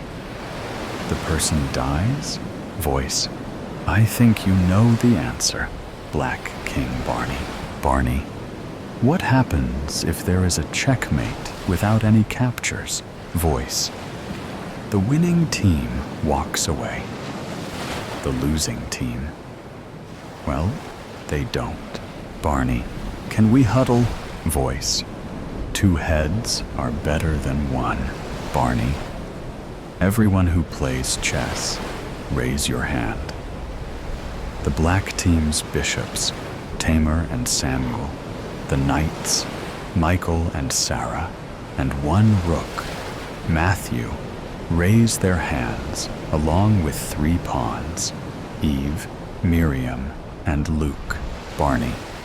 Okay, let's huddle and discuss our next move. No one moves. Voice. You can converse during your move. The bishops and knights slowly and hesitantly walk over to Barney. Barney. How you doing? Tamar, tears flowing. Scared shitless, of course. The others nod in agreement. Barney. I didn't want to talk about the move. I know the best move with Johnny's Sicilian defense. I want to discuss strategy. If we capture a person, Samuel, they will be shot. Sarah, who is this psychopath? Luke, his voice is masked and he knows us. Michael, a teacher? Barney, I think so, but our absence must have the FBI involved. So, if we can draw out the game with no captures, Tamar, kill this sick we'll murder them. Barney, right, so let's make moves to prolong the game. Sarah, sounds like a good plan. The others nod in agreement. Barney, okay, good. Michael, let's play D6. It's a good counter to the Sicilian, and no chance for a kill. Barney, my thought as well. The teens shake in agreement. Billy Joe, Johnny is my boyfriend and aggressive in football and chess. He's good and will go for the win. Sarah, no, he won't. Billy Joe, what makes you think that? Sarah, you're on our side. You die if he wins. The players return to their positions. Barney, D6. Miriam, move up one step. W23.55.09. B23, 50.03. Johnny. Rose, you're our king's knight. Move in front of Jill. Barney, knight to F6 for you, Michael. Michael, got it. Samuel, you're moving so fast. Barney, it's just the opening. We can slow down during the mid-game. That's expected. Bishop Samuel. Okay, that makes sense. He may get mad if looked to be stalling. Johnny, let's castle. Jill, move beside me, and I'll move to the inside beside you. Barney, shall we fianchetto kingside? Tamar, yes, good call. Black king. Barney, okay, Daniel, step up one square to G6. Next, light squared Bishop Billy will move behind you to G7. And then we will castle. Johnny, Mary, step up one to back up Gary. D3. Blacks, Bishop Daniel slides over to G7. White King Johnny. We're still opening. Our stance in martial arts terms. Bishop Kimmy, slide in front of Bishop Billy. Black King Barney and Rook Matthew switch sides to castle. FBI, Captain Montaigne. It has been 24 hours since 34 high school students were abducted. Dr. Gilbert's neighbors have only revealed that he had a large cargo truck that was heard leaving his residence in the early morning hours after the party, then disappeared. Agent Klein, Dr. Gilbert is a millionaire who does not need to work. He withdrew vast amounts of cash over the last few years and spent his weekends away. Where to? We are seeking to ascertain, along with tracing the video feed. We see the students are all alive, except one. Live chess has gone viral. We are hesitant to shut it down, as he may retaliate against the kids. Officer Dave. Yes, he shot one, and Celia is missing. Agent Klein. Perhaps not. Video analysis seems to indicate a scam, a fake death, like in the movies. He has a degree in mathematics and is a psychologist. Officer Gentry, a sick one. He is tormenting them. Agent Klein. Chess has 32 pieces, 16 per side. If you promote a pawn to the other side, you get a piece of your choice. Celia may be in waiting as the extra queen if one side promotes a pawn. Agent. Obviously, our best is to track his video feed. He is bouncing off dark web torrent sites worldwide. He is good. Our cybercrime unit is on it. We will keep you updated, Captain Montaigne. We will continue our local search for sites able to house a 50 by 50-foot room and use infrared heat sensing, although they may be underground. What's new with the West search progress, Kelly? Mid-game, Johnny. Okay, now we're in the mid-game, and we're at an advantage to strike in the middle. But I don't want anyone else to die. So let's just make a non-confrontational move. Queen Esther. Barney and I are dating. He is brilliant, uses his mind, and despises violence. We should just hop around. I can step over one and back up Bishop Kimmy, Rose. That looks aggressive, forcing a dark bishop trade, but we don't have to go through with it, Johnny. Perfect. Queen Esther, step over to QC1, Barney. Let's huddle. Okay, my friends. It looks as they want to force a bishop trade and end up with their Q in front of me. Billy Joe. Don't take any chances with Johnny. He will save himself first. He will pick his team and friends over me. Barney. Okay, we can avoid a trade. Matthew. How? Barney. Rook Matthew. Step to the side. One for rook to e8. King Johnny. Good move by them. They don't want a trade or fight. The clock reads W23 Uzul Biur Suinti. Voice. Break time. A wall opens, revealing a large table with a feast of food and drinks. The bathroom doors pop open. One is labeled guys and the other gals. Break time. The young women gather. Johnny runs to Billy Joe, and they hug, as do other couples. Billy Joe. Oh, Johnny, I'm so scared. Johnny. We all are, Billy Joe. We all are. Barney. I'm famished. He and Esther walk to the snack table. Esther. I need to pee. Be right back. The Black King walks up to the Black King. Johnny greets him with, "What's up, nerd?" Barney. We need to work together and figure this out. Johnny. Sorry. Yeah, you're right. What do you have in mind? He takes the last bite of a hot dog. Barney. If we make a capture, the person dies. Johnny. Right. So, we need to move around, keep the game going. Barney.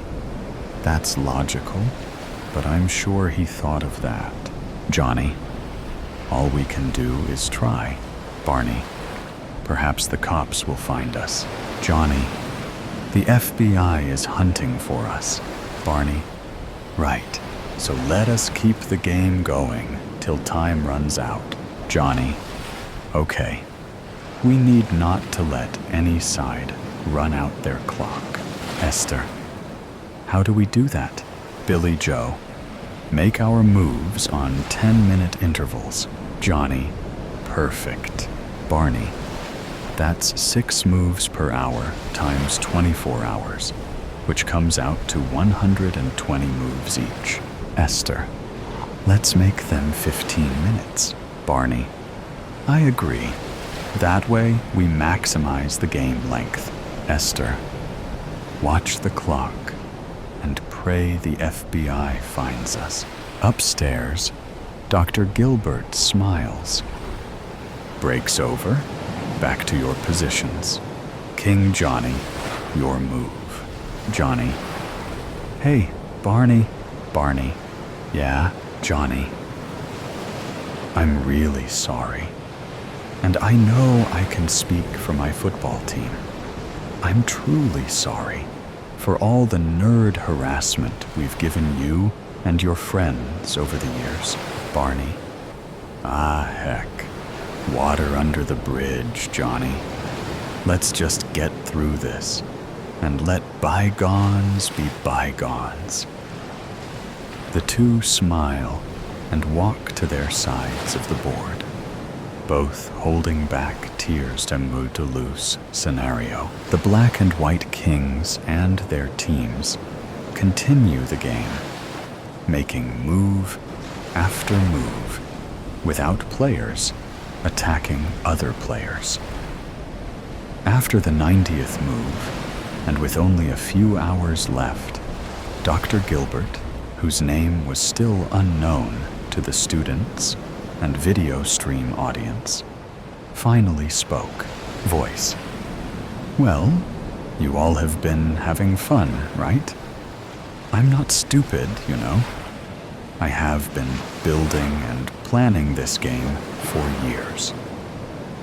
Do you all realize that if this game ends in a draw or stalemate, in other words, when the clock runs out and no kills have been made, do you realize both teams lose? Do you understand what happens to the losers? Barney, no one goes home? Voice, correct. Johnny, what happens if one person is sacrificed? Voice, the team losing the piece loses. If there's a recapture, piece value decides. Break time, it's pizza. W014506, B14609. The exhausted teens had stopped crying many long hours ago. Their mood devolved into hopelessness. Most feel numb. Their conversation was replaced with inward personal reflection. Life before this horrid weekend. Football game fun and laughs. Moments with their friends, their loves, and their families. Upon this new revelation, a lose-lose scenario where at least half will die, the crying and severe depression returned as their end was near. The physically, mentally, and emotionally exhausted teens collapse on the checkered floor and devour 16 large pizzas.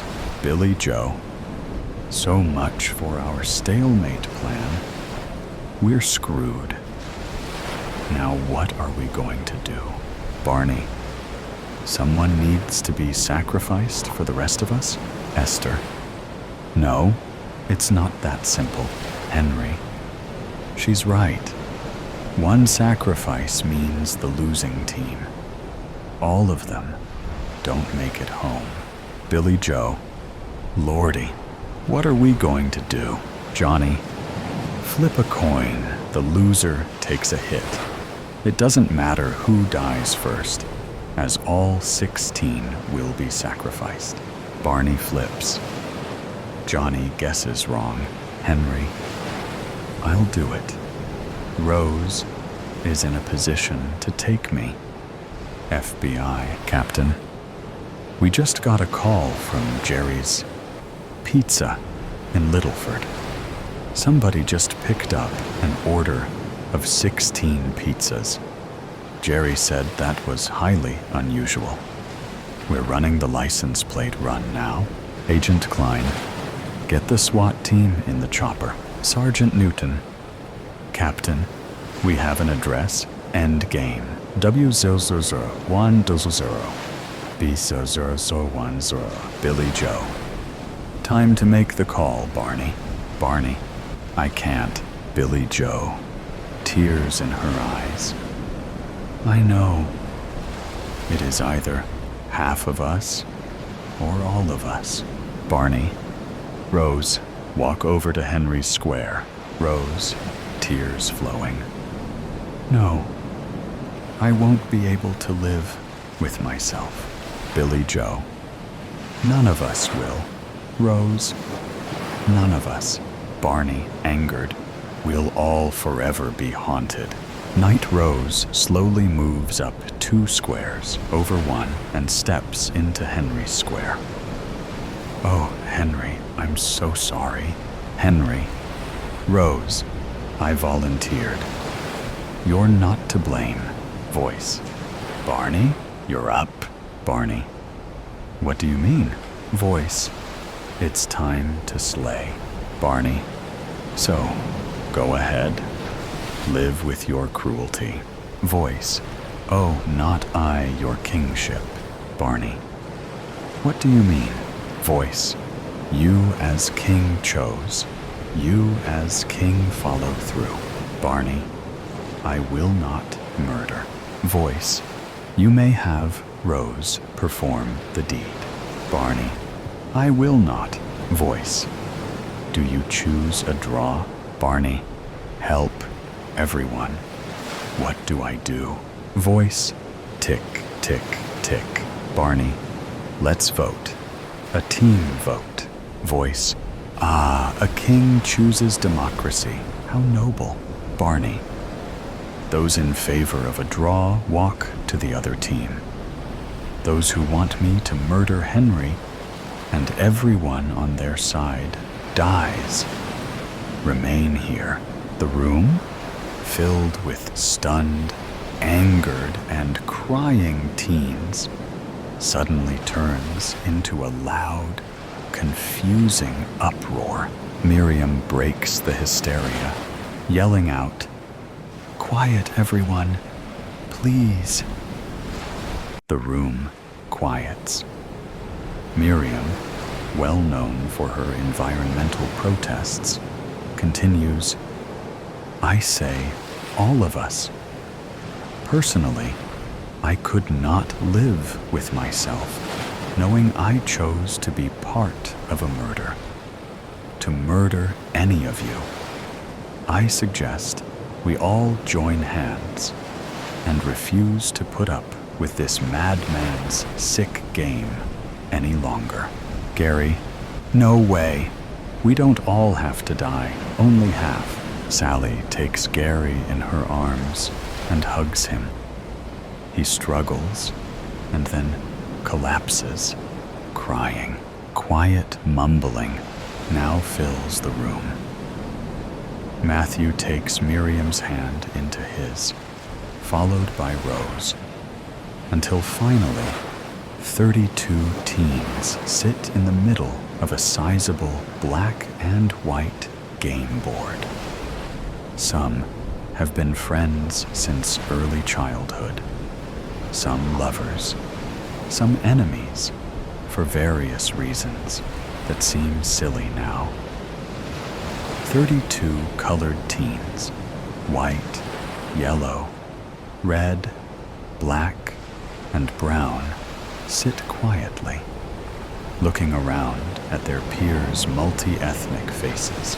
They are emotionally spent, feeling their common humanity and finding comfort in each other. Dr. Gilbert sits upstairs, smiling. Millions worldwide are fixed on their screens, devices streaming Live Chess, awaiting the endgame finale. Breaking news: 34 students who recently went missing were found this morning after millions worldwide watched in horror. Live Chess a divisive game attempting to pit Mayview High School students against each other. The teens, previously at odds with each other, joined forces to devise various strategies. They refused the cruel psychopath's rules. Dr. Gilbert conducted what he termed a psychological experiment, and a success beyond his pre-game hypothesis of teen behavior. He remains at large. All the students were found alive. 1 year later, 32 students awake in a dark room. The mannequin in the lake. Johnny and Sally didn't believe me when I told them the mannequin in the water had saved me from drowning. Well, something had pulled me down, and I suspected it had been her, but I didn't mention that part to my friends. Instead, I pointed to the exact spot where I believed she'd pulled me up from the rough Lake Michigan water. They laughed out loud. It's true. Her arms swayed forward and back. I swear. I motioned with my arms the same way the mannequin had done so. The marshmallow that was supposed to be for my s'more slipped out of my fingers. Sand covered my piece.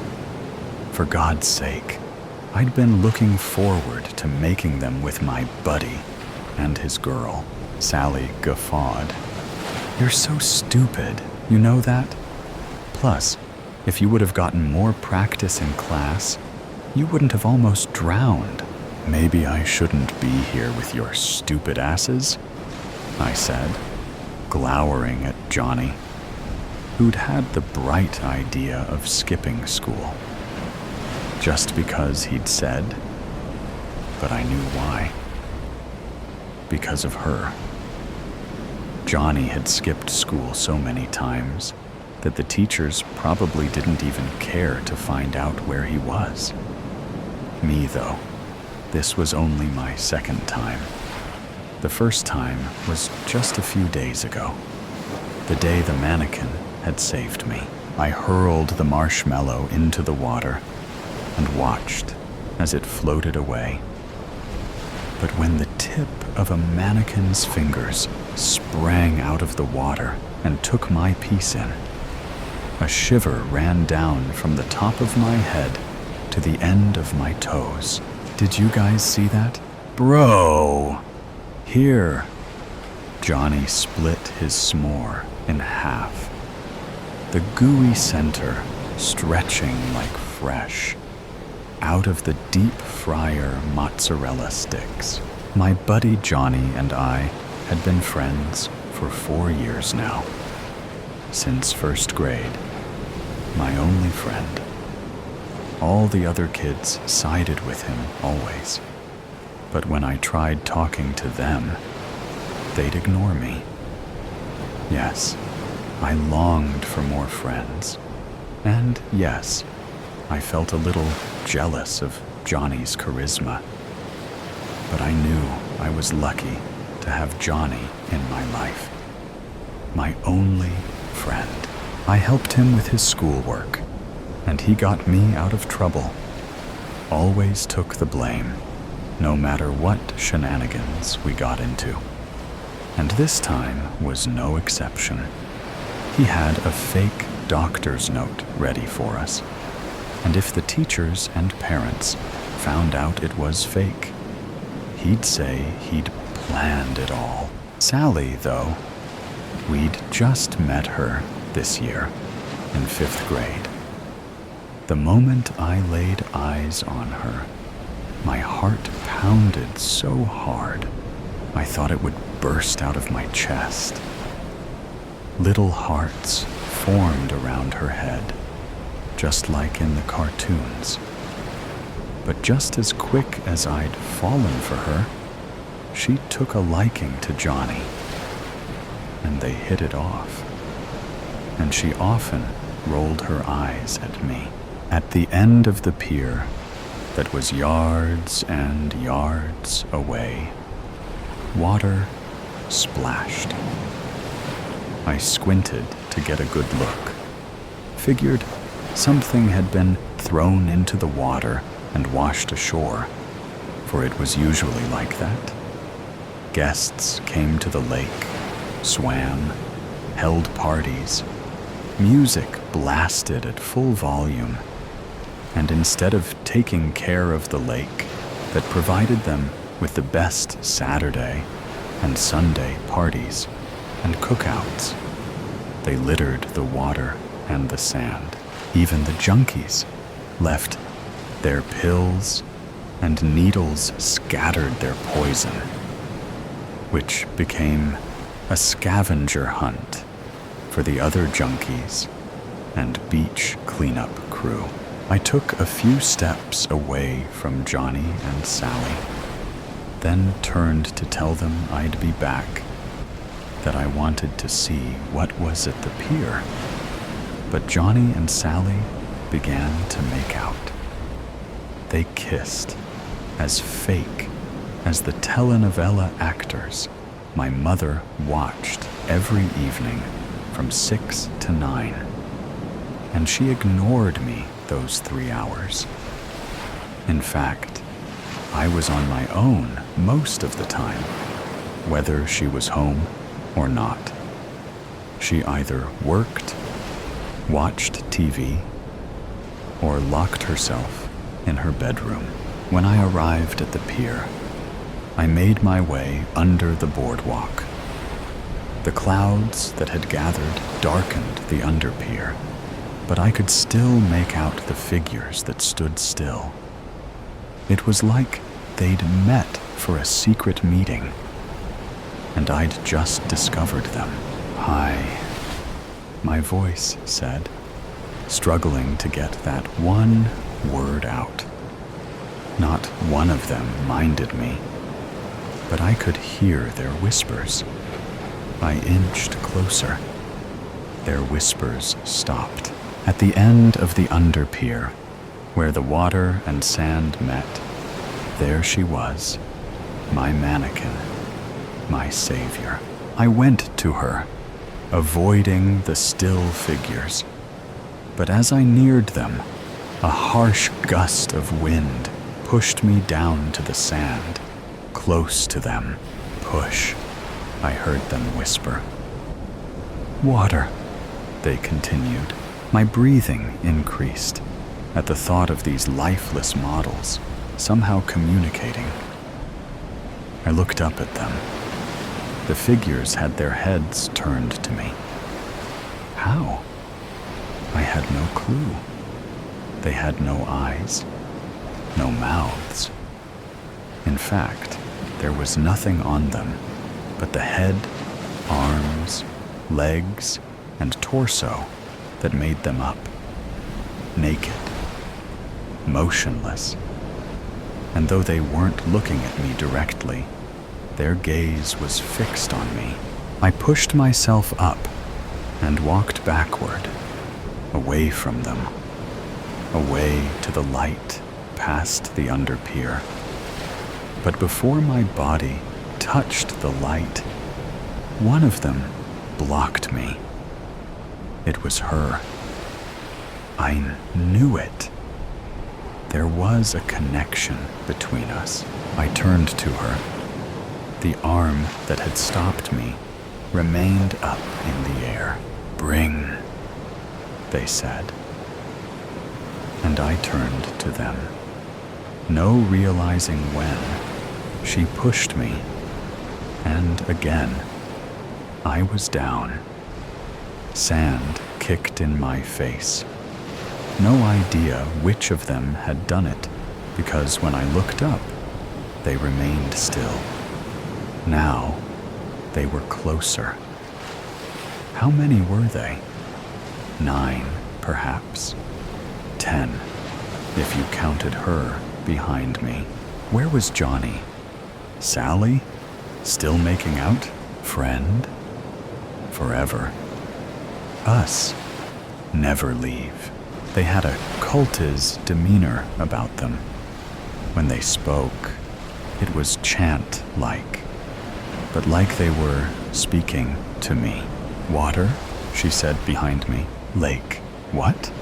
You want me to go into the water? Us. Forever. Friend, were they recruiting me? I can't, I cried.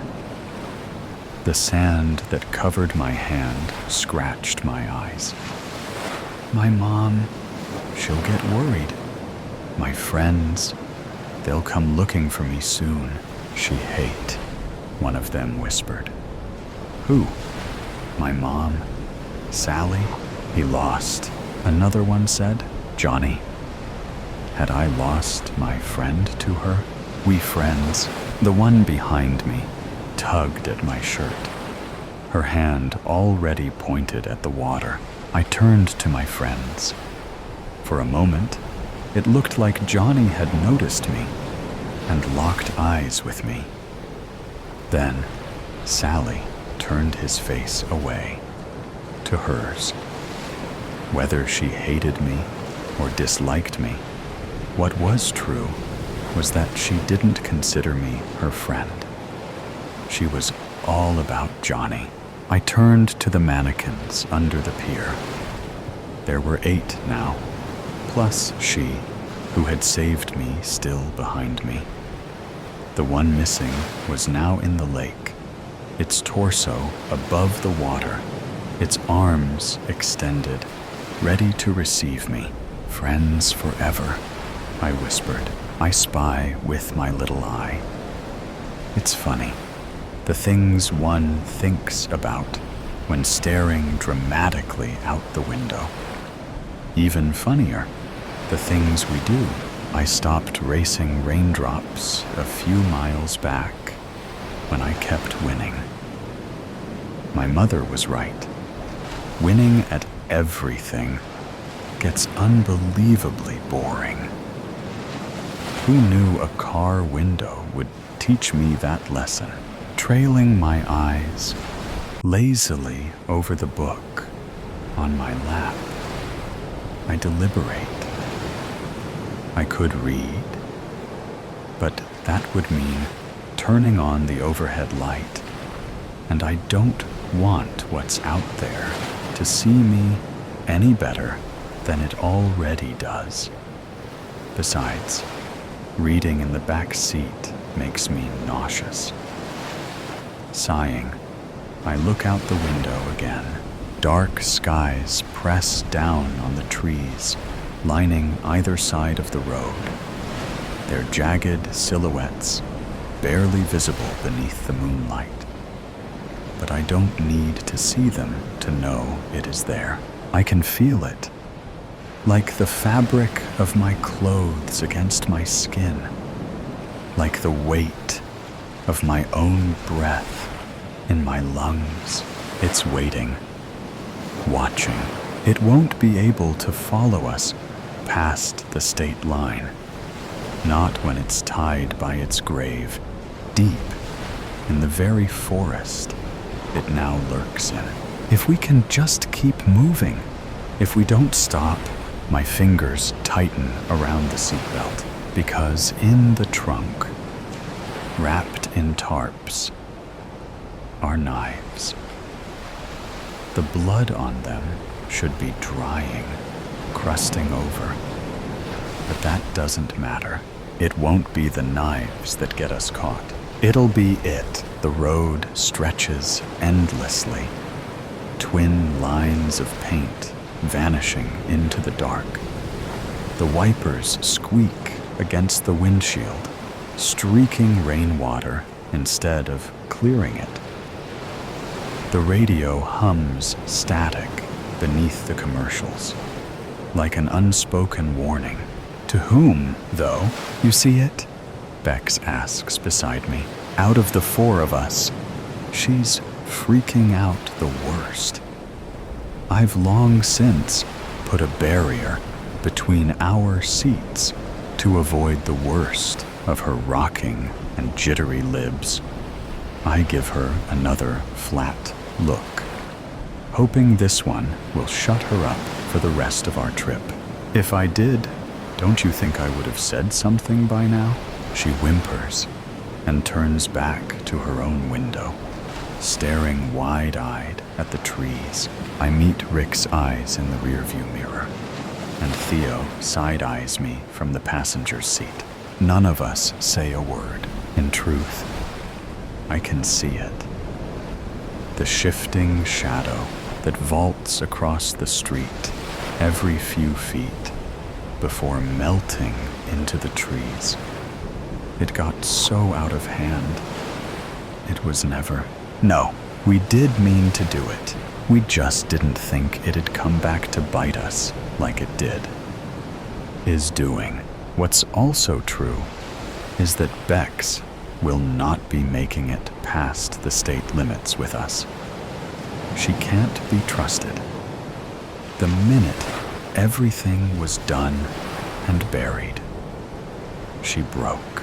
Broken things aren't always fixable, and she is one loose end we cannot risk letting go, or it would end. We were all screwed. Rick blinks twice.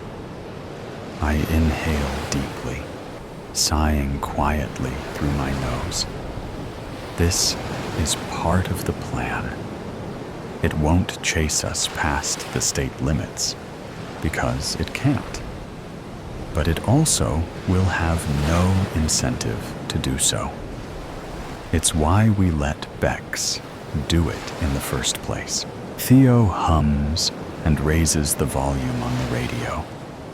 Commercials, figures. Rick blinks one more time.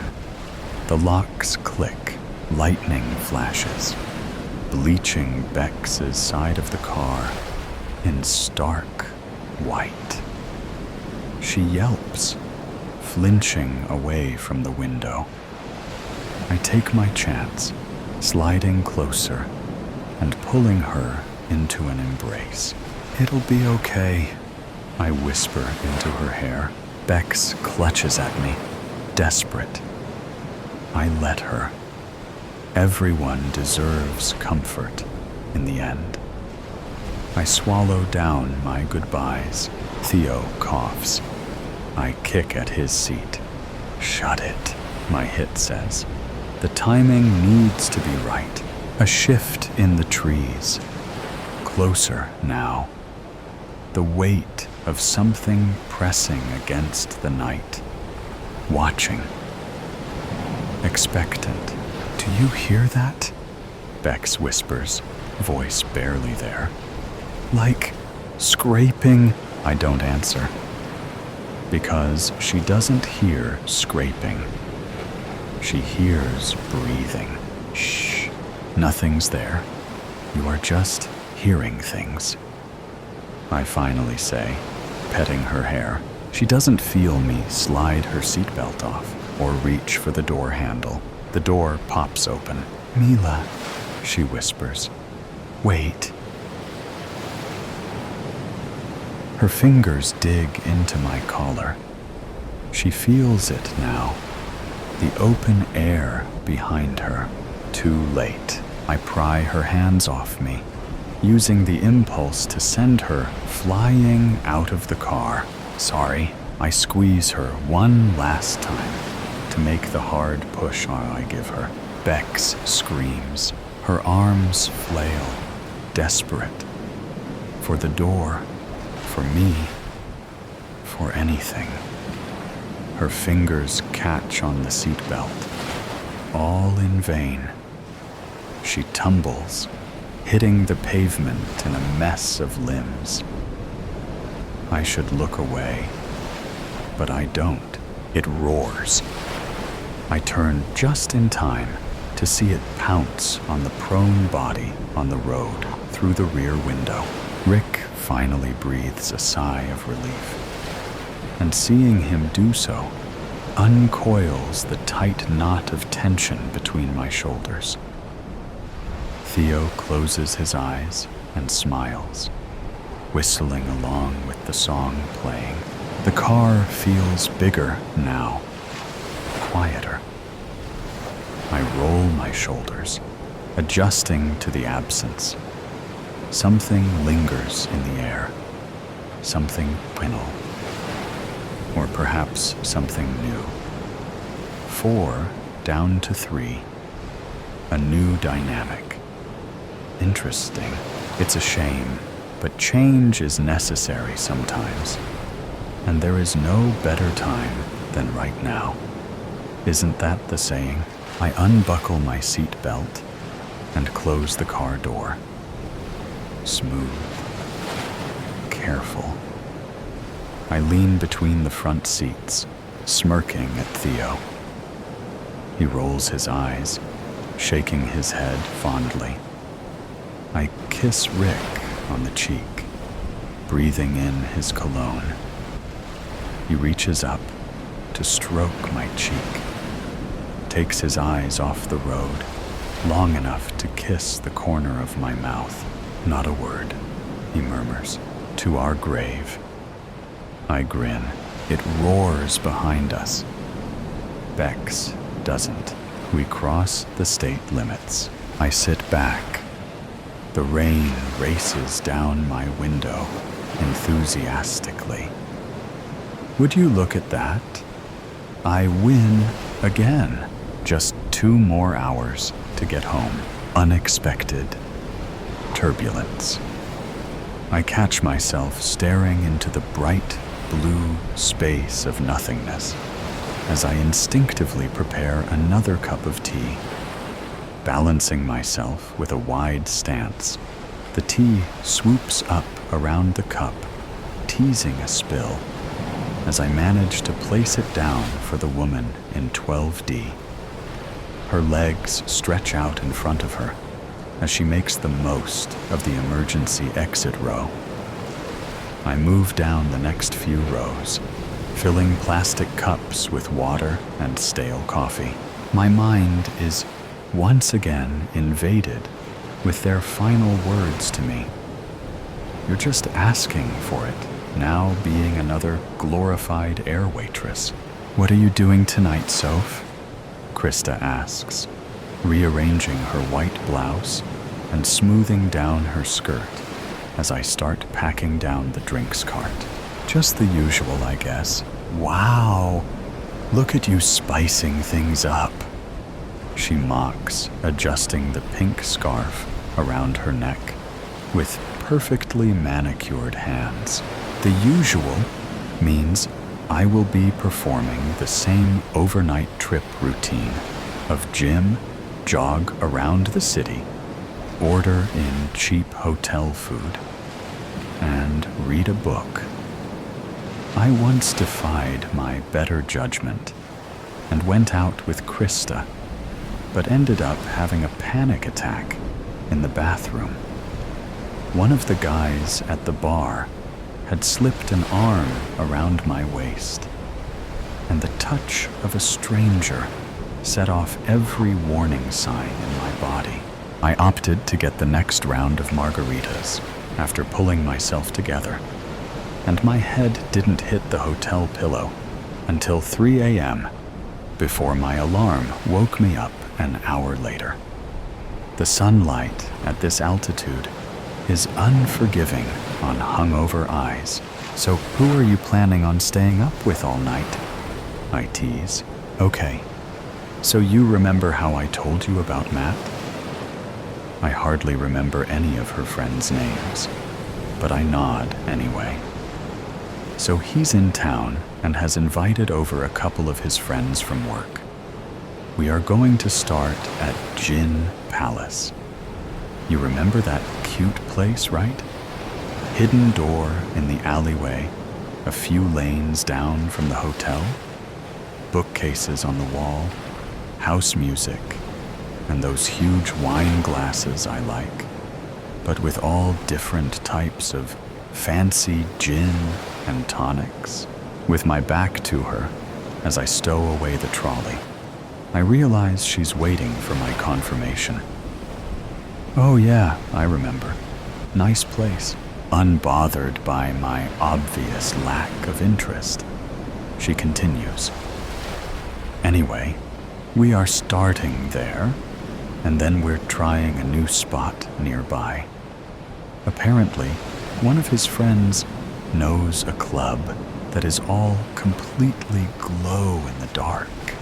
And she's cut off by the sound of the seatbelt light turning on as the captain announces we are likely to experience turbulence.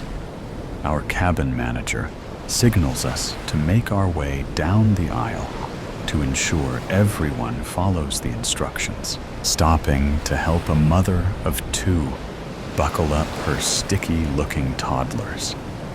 I think about Krista and how she is so open to new experiences and people. I can already imagine how her night is going to go. She will greet her friends with a big smile, and they'll cheers to having a fun night ahead.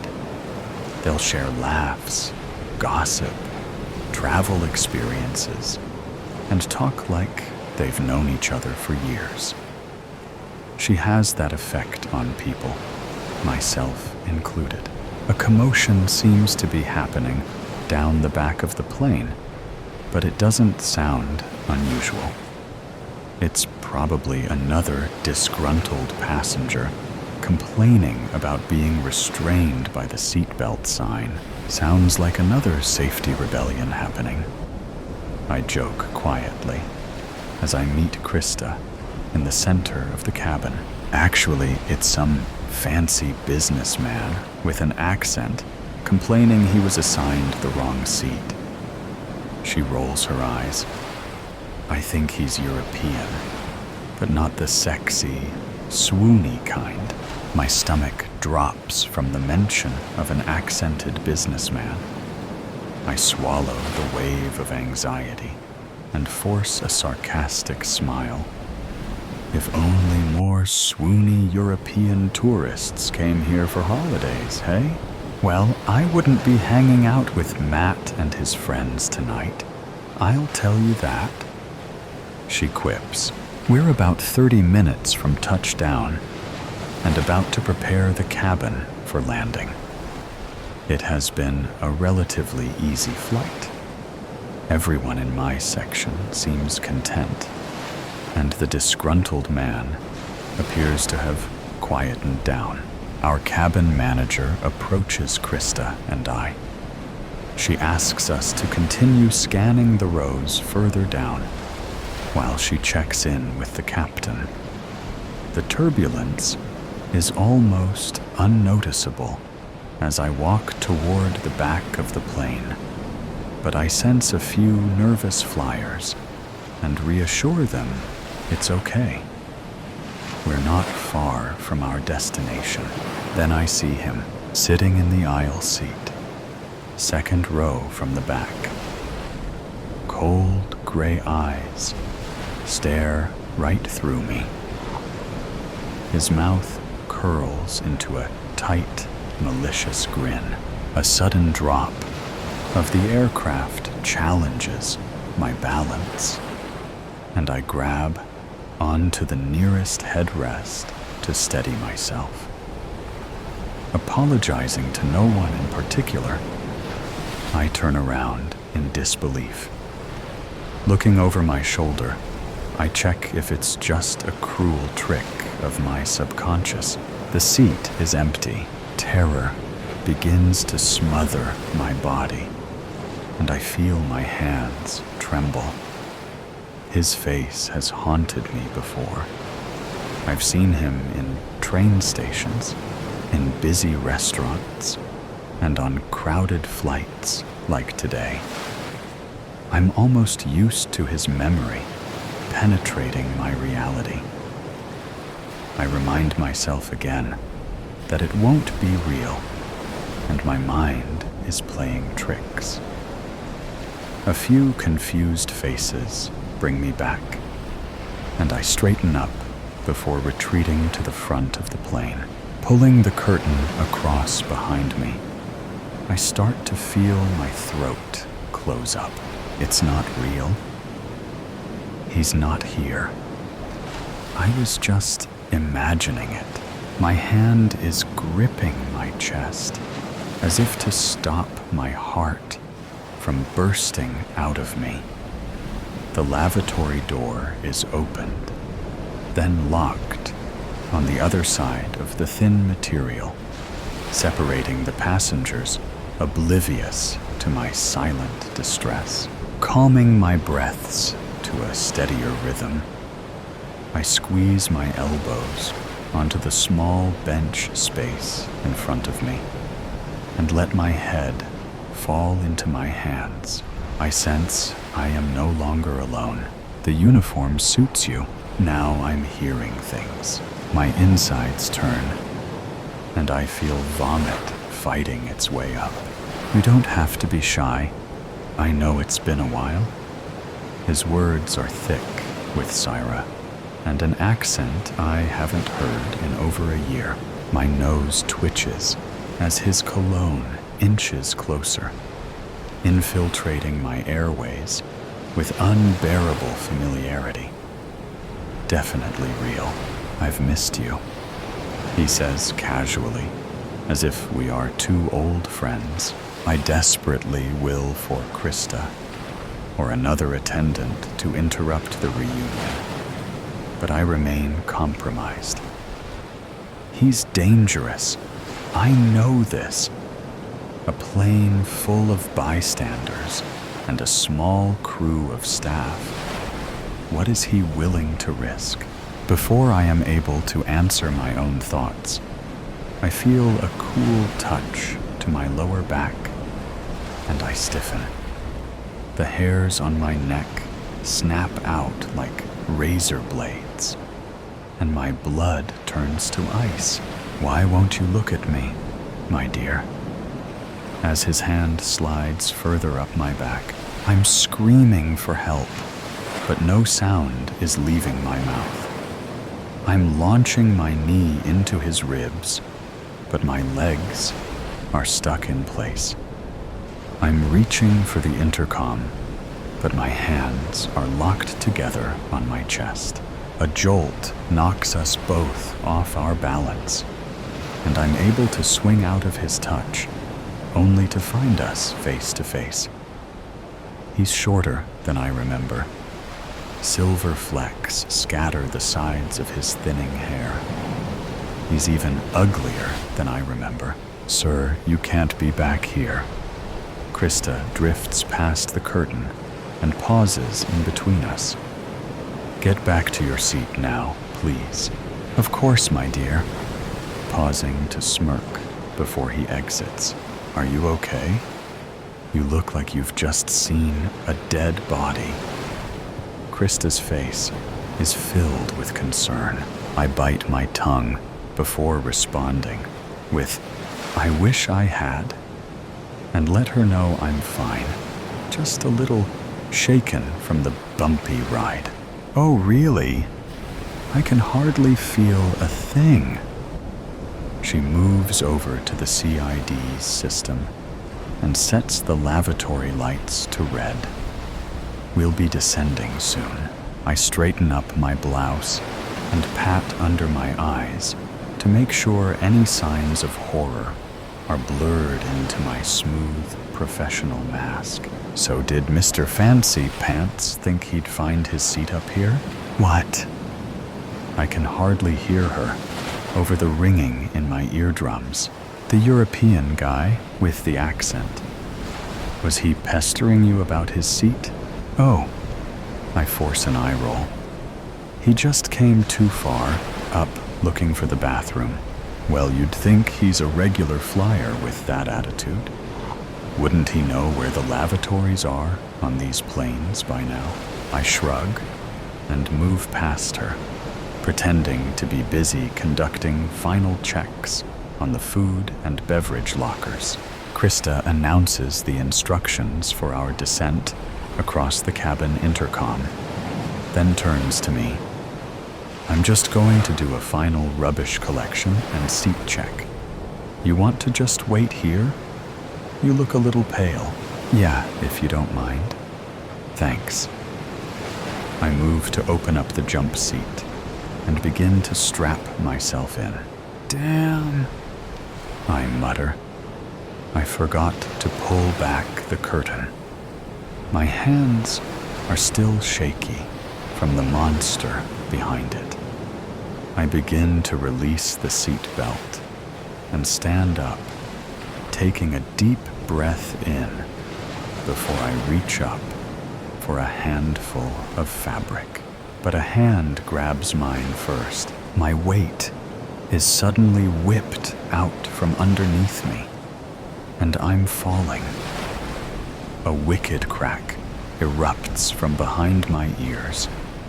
I can feel something warm and wet trickle down my back. You thought you could run away, and I would forget about you? He's hovering over me. Did anyone hear me fall? Bringing his slimy fingers to my face. He strokes my cheek. Paralyzed. I'm trying to run in a bad dream, but my legs won't move faster than a walk. I'm being chased, but my body has no sense of urgency. My mind is fighting to control a faulty vessel. His hand on my thigh makes me feel 18. Oh my God! I hear someone shriek. She fell. I was just checking on her. Sophie, are you okay? What happened?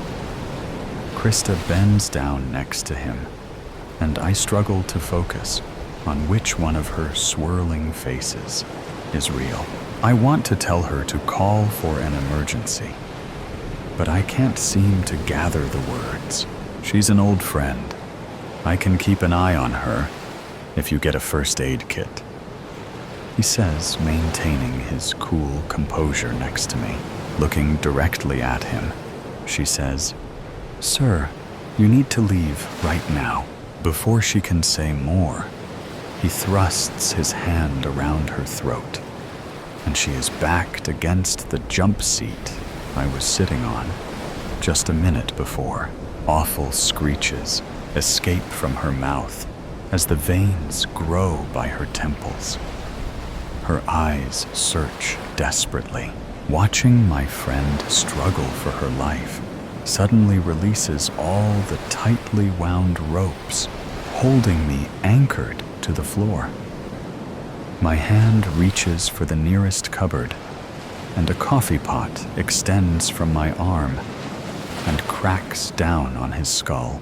I hit him again and again and again. "Soph," she croaks. "Sophie," Krista pleads, struggling to pull herself up from the ground. He is silent. Snapping back to my sense of self, I realize what I've done. The coffee pot drops from my hand, and a few wet drops slide off my face with it. "We need a doctor. Is anyone a doctor?" I yell, and hear the gasps echo down the aircraft. I was fresh out of high school and approaching my move-out date assigned by my parents when I started working. It was said to be the best restaurant in town. We had regular guests from all over the world who stayed in the hotel above. I didn't notice it at first, how I was always rostered on the section of mostly dinner for once. I received generous tips and learned about the different places they were all from. I enjoyed being praised for my efforts and attentiveness during the meal. The mostly male and outspoken staff generally left me alone, which suited me just fine. Though occasionally they'd comment on my appearance, telling me I needed more makeup if I had tired eyes or to put on a smile when I was clearing tables. The manager would joke about my tight ass and even grabbed it once to check the merchandise in front of the kitchen crew. Mr. Ackerman would arrive every night at 5 p.m. and order a glass of Syrah when he was in town. He'd sink into the couch at the bar and chat to the staff about life in Europe and his work in the oil business. I caught his eyes scanning my movements a few times, but we didn't speak until I was placing the napkin at his table and asking, "The usual again, sir? Make sure you take good care of him." I was frequently reminded by my manager, Colin, at the mandatory Christmas work party. We had dinner at a local pub, and Colin insisted we joined him for drinks after. Once a girl refused these nights out drinking, and she shortly had her hours cut and tips reduced until she had no choice but to quit. At the bar, we ran into some of our regulars. Mr. Ackerman seemed pleased to see us and eyed my black dress thoroughly before delivering a sharp wink. "You should go chat with him. Keep up the good service, you know," my manager instructed with a pat on the ass, a glass of wine in hand. Courtesy of the man next to me, I sat there, struggling to answer the questions over the blasting music. I noticed how misplaced Mr. Ackerman was in his business casual attire, surrounded by partying patrons, 10 or 20 years his junior. "Sorry, I didn't hear you." I leaned into his side ever so slightly, struggling to keep any distance between us. His hand slid around my thigh in response. "I'll miss seeing you when I go back home." "I'm sure you'll be fine." There were flowers in my locker the following week, and a note saying he looked forward to seeing me again. I tried talking to Colin about how it made me uncomfortable and thought it was unprofessional. "Sophie, this is professional. You're making connections and bringing in regular money. Keep up the excellent work." He checked in a month later and greeted me with 3 kisses on the cheek during a busy service. I wanted to run. I wanted to wash his touch off in a scorching shower. Instead, I smiled and continued serving overpriced glasses of champagne. Then came dinner. Colin called me before my shift, asking me to wear the same black dress from the Christmas party. "It's a formal kind of occasion tonight. We need to be on an extra level."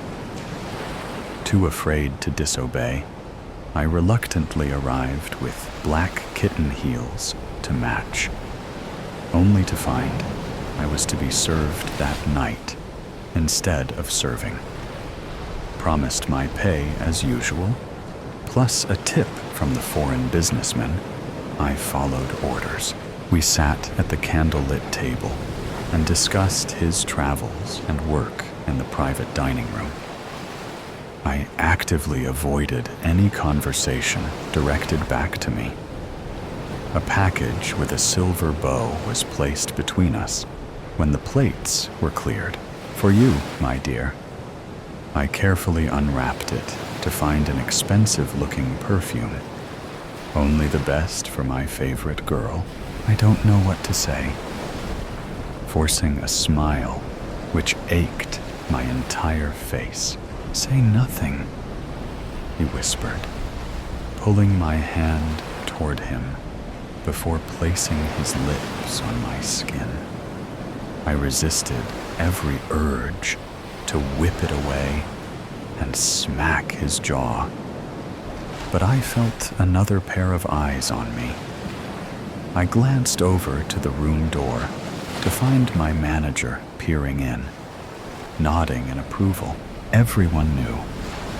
They all played a part in it.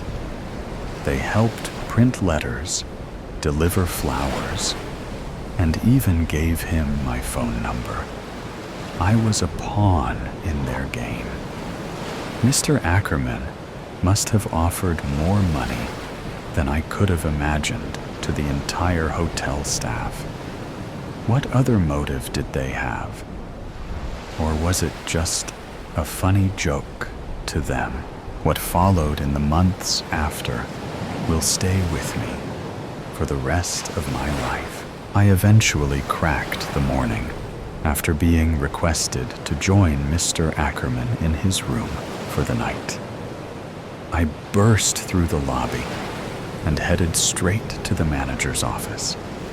I'd saved enough of my generous tips to book a flight to the other side of the world with an approved visa and an interview with an airline. I could finally escape. Colin laughed in disbelief of my resignation and career change. You're just asking for it, now being another glorified air waitress. I dropped my apron on his desk and left without another word, going over the interaction in my head, making sure I didn't let it slip where the airline was based. The thud of the wheels touching down sends excruciating pain up my scalp as I continue applying pressure to my wound. Krista is sitting opposite me with her face slowly returning to color, squeezing my hand.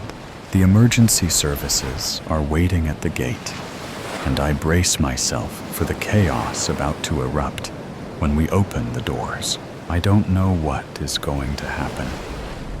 All I know is that my chest feels lighter, and I can breathe again. They're coming. They're coming.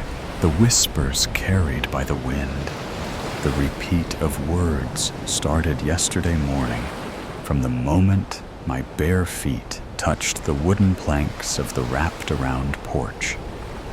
The corn swayed slowly. Anticipation, knowing they would soon pick up their speed. Sounds of the horses shifting around the fields, anxiety fueling them. They knew. They knew just as well as I did what was to come. The clouds in the distance were dense. The light around the house shined bright for now. The blanket of clouds would take that away. Soon, too soon. The pitter-patter of little feet sounded from behind me. A hand wrapping around my finger, giving a slight tug. Her bright blue eyes would be boring into me. Those beautiful eyes she adopted from her father. If only he was here, they wouldn't be coming. They would leave us be. They would keep their distance. They knew what the consequences were, but no contact, no letters, no information of where he was or when he would come home, left us in the foreboding shadows. The war was bound to come. Unfortunately, we knew that. The day the papers came, he looked at me. The look of knowing all too well. He would be called upon, leaving us to fend for ourselves, while he went God knows where to defend the great land we call home. The last letter received was over a month ago now. We sent one in return within the week. Concerns the officers would come bringing devastating news filled the house, weighing the air down. Another tug released me from my trance. I looked down, mustering a smile as best I could. Guiding her back into the house, setting her up in the chair for breakfast. Eggs, Toast and fresh bacon from one of the sows lay in front of her. Coffee was the choice for me. Hunger was gone. I felt nothing of the sorts. Thirst controlled me. Coffee, water, and milk satisfied me for the time being. A bang sounded outside. My eyes snapped to see through the fogged window from grime. Something else to add to my list of things to do. The dust and dirt picking up from the fields created a layer. A goat was taking time to practice butting again, lining up to go again with one of the poles surrounding them. The clouds were closer. Too much to do before they would be here. Too little time. Another tug. This time, my drap. I felt the hole in the side tear a little bit more. Another thing to fix around this place. I turned. Her shoes were on her feet, and mine were in her hands. The plate behind her was polished off, and the cup with remnants of milk sat beside it. Her head cocked to the side. A nod returned. Sliding my feet into my boots, we headed out to accomplish the never-ending tasks plaguing us. Night fell quickly, and the clouds were almost here. By morning, they would be on top of us. The sounds of the restless animals in the barn through the open window next to my bed. Creaks of the old house moving with the wind called out in various parts. The nerves, the knowing of what's coming, getting to me, all while she slept peacefully in her bed. No worries in the world, aside from making sure the animals were happy, and her father was okay. The adolescent hopes and dreams occupying her mind.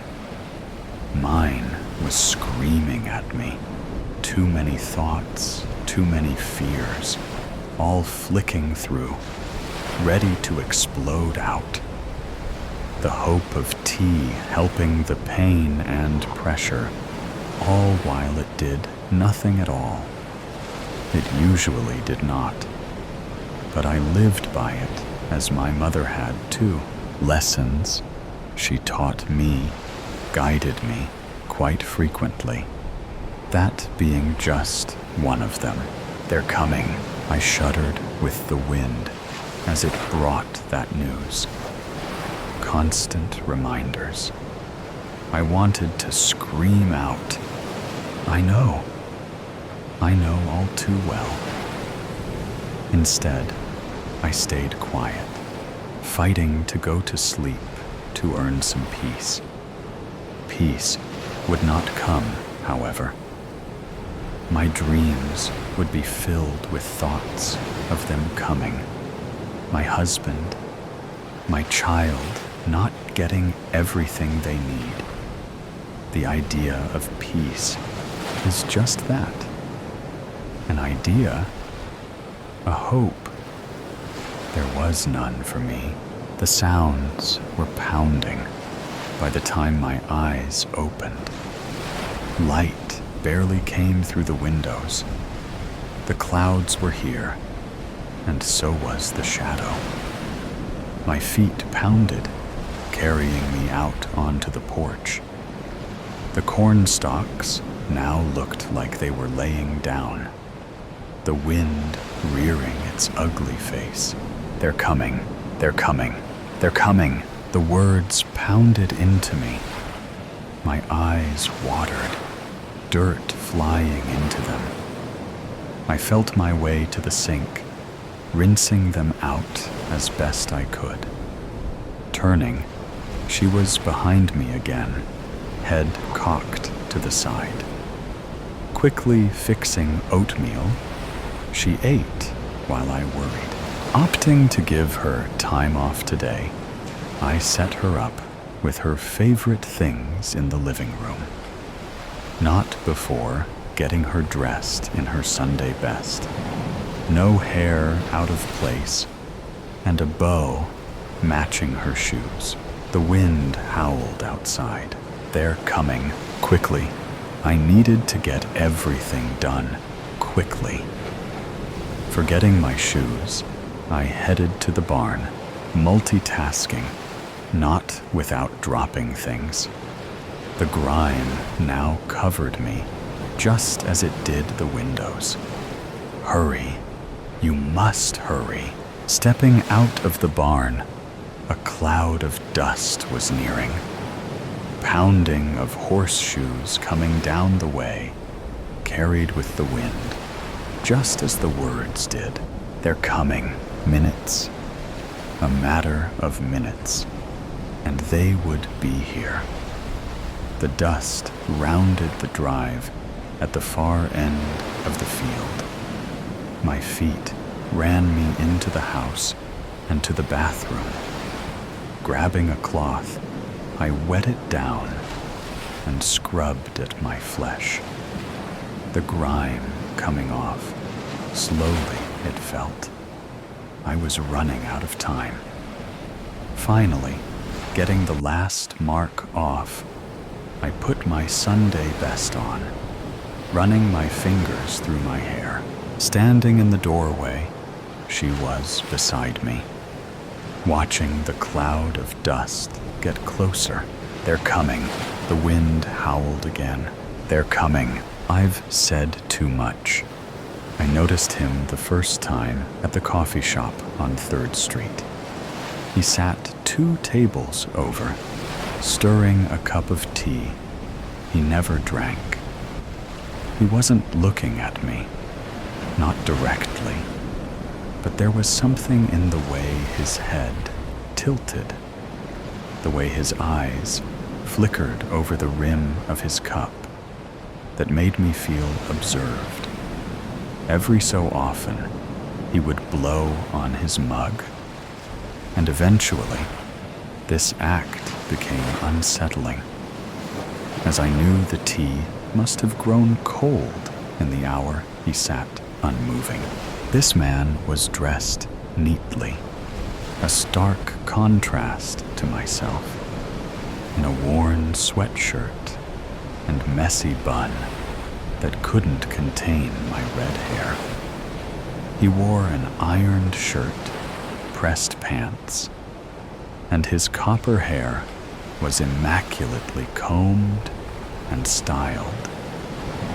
He was remarkable because he simply did not belong.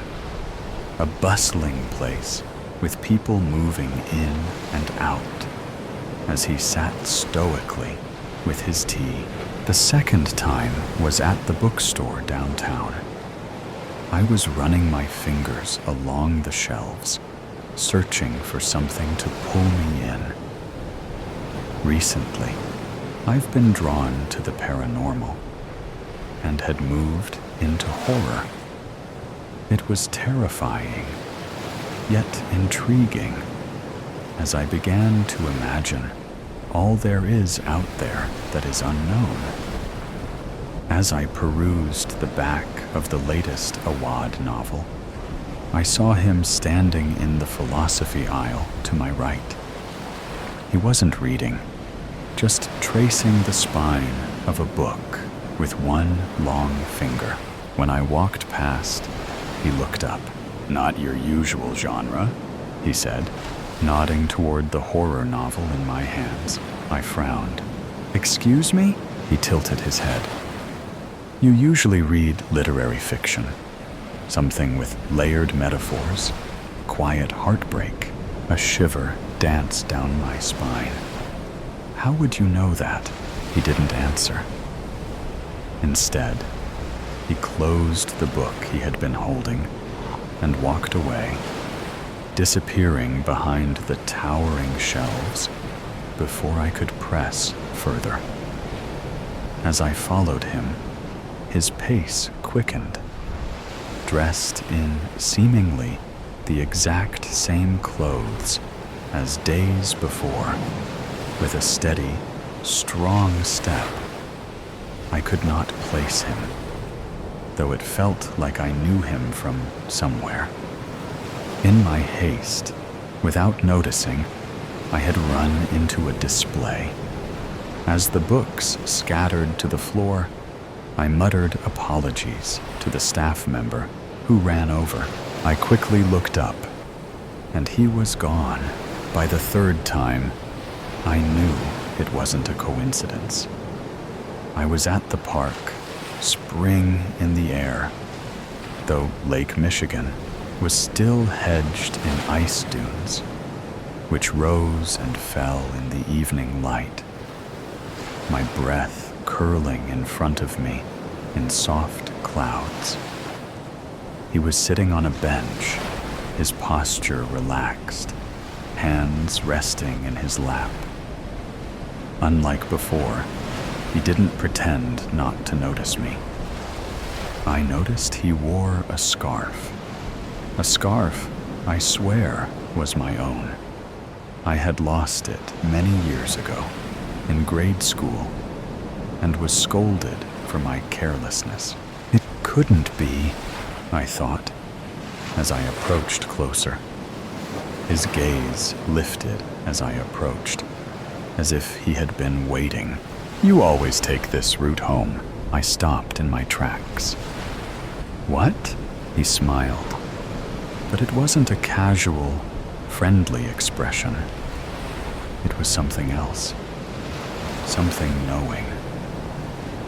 The same path, every evening. "You like the way the light hits the water at this hour." My pulse quickened. "Are you following me?" He didn't answer right away. Instead, he gestured to the lake. There's something peaceful about watching things move where they aren't meant to be. The way ripples distort reflections. Everything familiar becomes something else. I crossed my arms. "That doesn't answer my question." He exhaled, running a hand through his auburn hair. "No, I suppose it doesn't." My skin prickled. "Who are you?" For a moment, I thought he might tell me. He parted his lips, as if considering it. His gaze locked onto mine with an intensity that sent a strange, twisting sensation through my stomach. But then, just as quickly, something shifted. His face, his expression. It was like watching a shadow pass over the sun. "I've said too much," he murmured, more to himself than to me. He stood, brushing invisible dust from his coat. "Forget this conversation." My heart pounded. "Forget it?" He nodded, his voice quiet. "It's better that way." And then he turned, walking away with an unsettling hum. I wanted to call out, to demand answers, but my throat tightened. I could only watch as he disappeared into the trees on the shoreline, his silhouette dissolving in the twilight. It wasn't until I turned back toward the path, heart hammering, that I realized something strange. There were no footprints where he had been standing, and the air where he had spoken still carried the scent of something I couldn't quite name. Something like old paper, burnt cedar, and a storm about to break. I don't remember deciding to come here. One moment, I was standing in the park. The next, the ice stretched before me, endless and waiting. I had begun to question whether I was losing my grip on reality. The strange man's cryptic words, the shifting moments in time, and the absence of solid ground beneath my feet had all led me to this moment, standing on the frozen shore of Lake Michigan. The ice cracked beneath my boots, protesting against the weight of yet another cold season. The lake stretched out before me, an endless horizon of white and blue that should have felt serene, but instead left me with an unsettling feeling, like something was wrong, something lurking just out of sight. I walked carefully, mindful of the shifting terrain beneath me. The lake was beautiful, but treacherous. Mounds of frozen sand rose in strange, wind-carved shapes, dusted with snow. The ice here was patchy, some parts solid, some beginning to crack and leak dark pools of water beneath. There was something about this place that made my stomach turn, something about the way the lake seemed to pulse under my feet. It felt alive, watching me, waiting. The icy wind bit at my skin, and my breath curled in the air in front of me in wisps of smoke.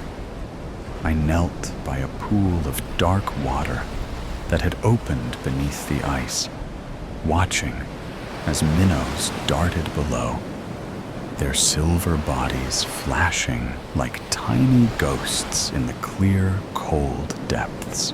The clarity of the water made my pulse quicken. Too easy to see the darkness below. Too easy to imagine the lake's cold hunger. Then, something caught my eye, a darker patch of ice than the others. An odd shape trapped beneath the surface. I moved closer, my boots skidding slightly on the slick ground. The ice here was different, smoother, clearer, almost like glass. And underneath it, something unnatural.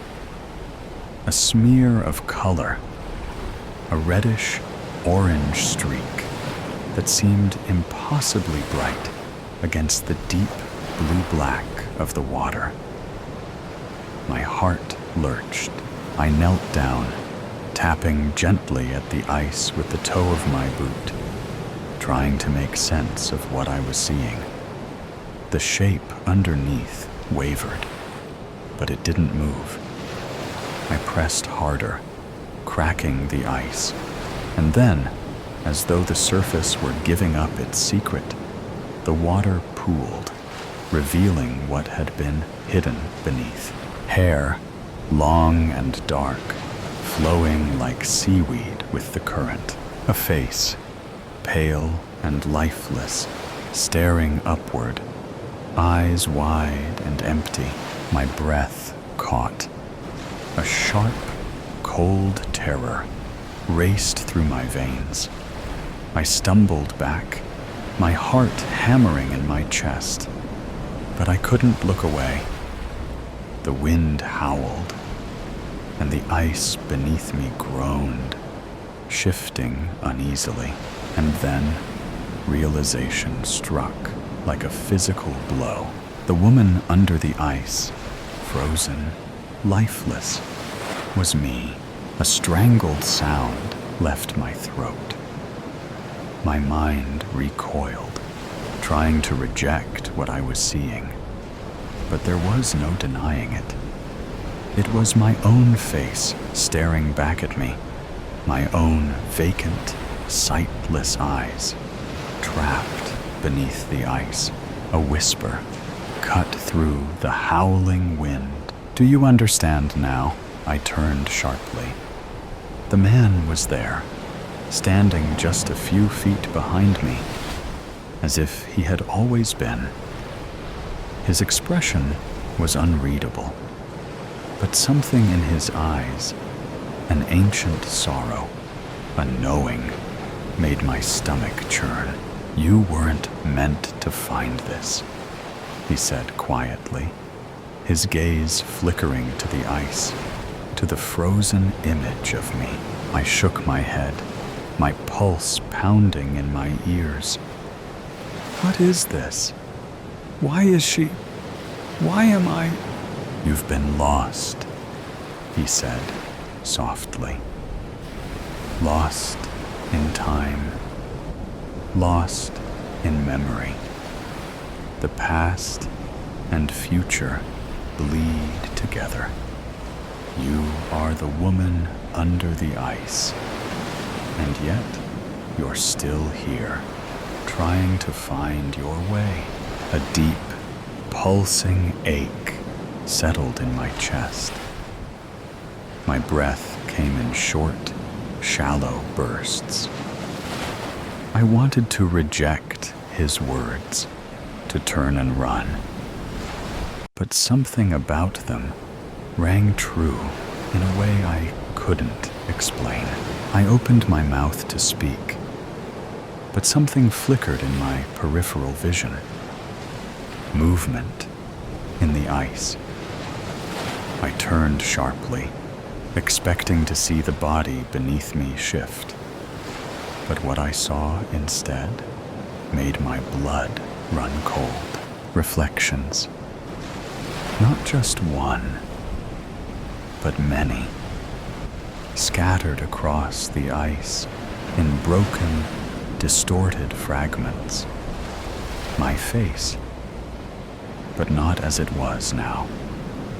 Older, younger, crying, laughing, standing somewhere else entirely, flickering like a glitch in time. 100 versions of me trapped beneath the surface, shifting and blending like ripples in the water. One version of me didn't flicker and vanish like the others. She was staring back, her mouth moving soundlessly, like she was trying to warn me. My hands trembled. This isn't real, the man sighed, as if he had been expecting this reaction. What is real? He murmured. Is time so linear, Alex? Can you really be sure you're still the same person you think you are? Or have you already crossed over? My pulse slammed against my ribs. I wanted to deny it, to tell him he was wrong. But something inside me knew he wasn't. The lake groaned beneath me, the ice fracturing in slow, creeping lines. The world tilted, unsteady, and for a moment, I felt as though I was slipping between the cracks, the space between past and future collapsing around me. I turned back to the man, searching his face for some kind of anchor, some kind of answer. What do I do? I whispered. His eyes were solemn, unwavering. You come with me. There's only one way to move forward. The words hung in the air, heavy with finality. I hesitated, my gaze flickering once more to the frozen version of myself beneath the ice. A life lost, a path already taken. But if I stepped away, if I turned back now, would I ever get another chance to change it? I swallowed hard. My fingers curled into fists at my sides. And then I nodded. The man held out his hand, and I took it.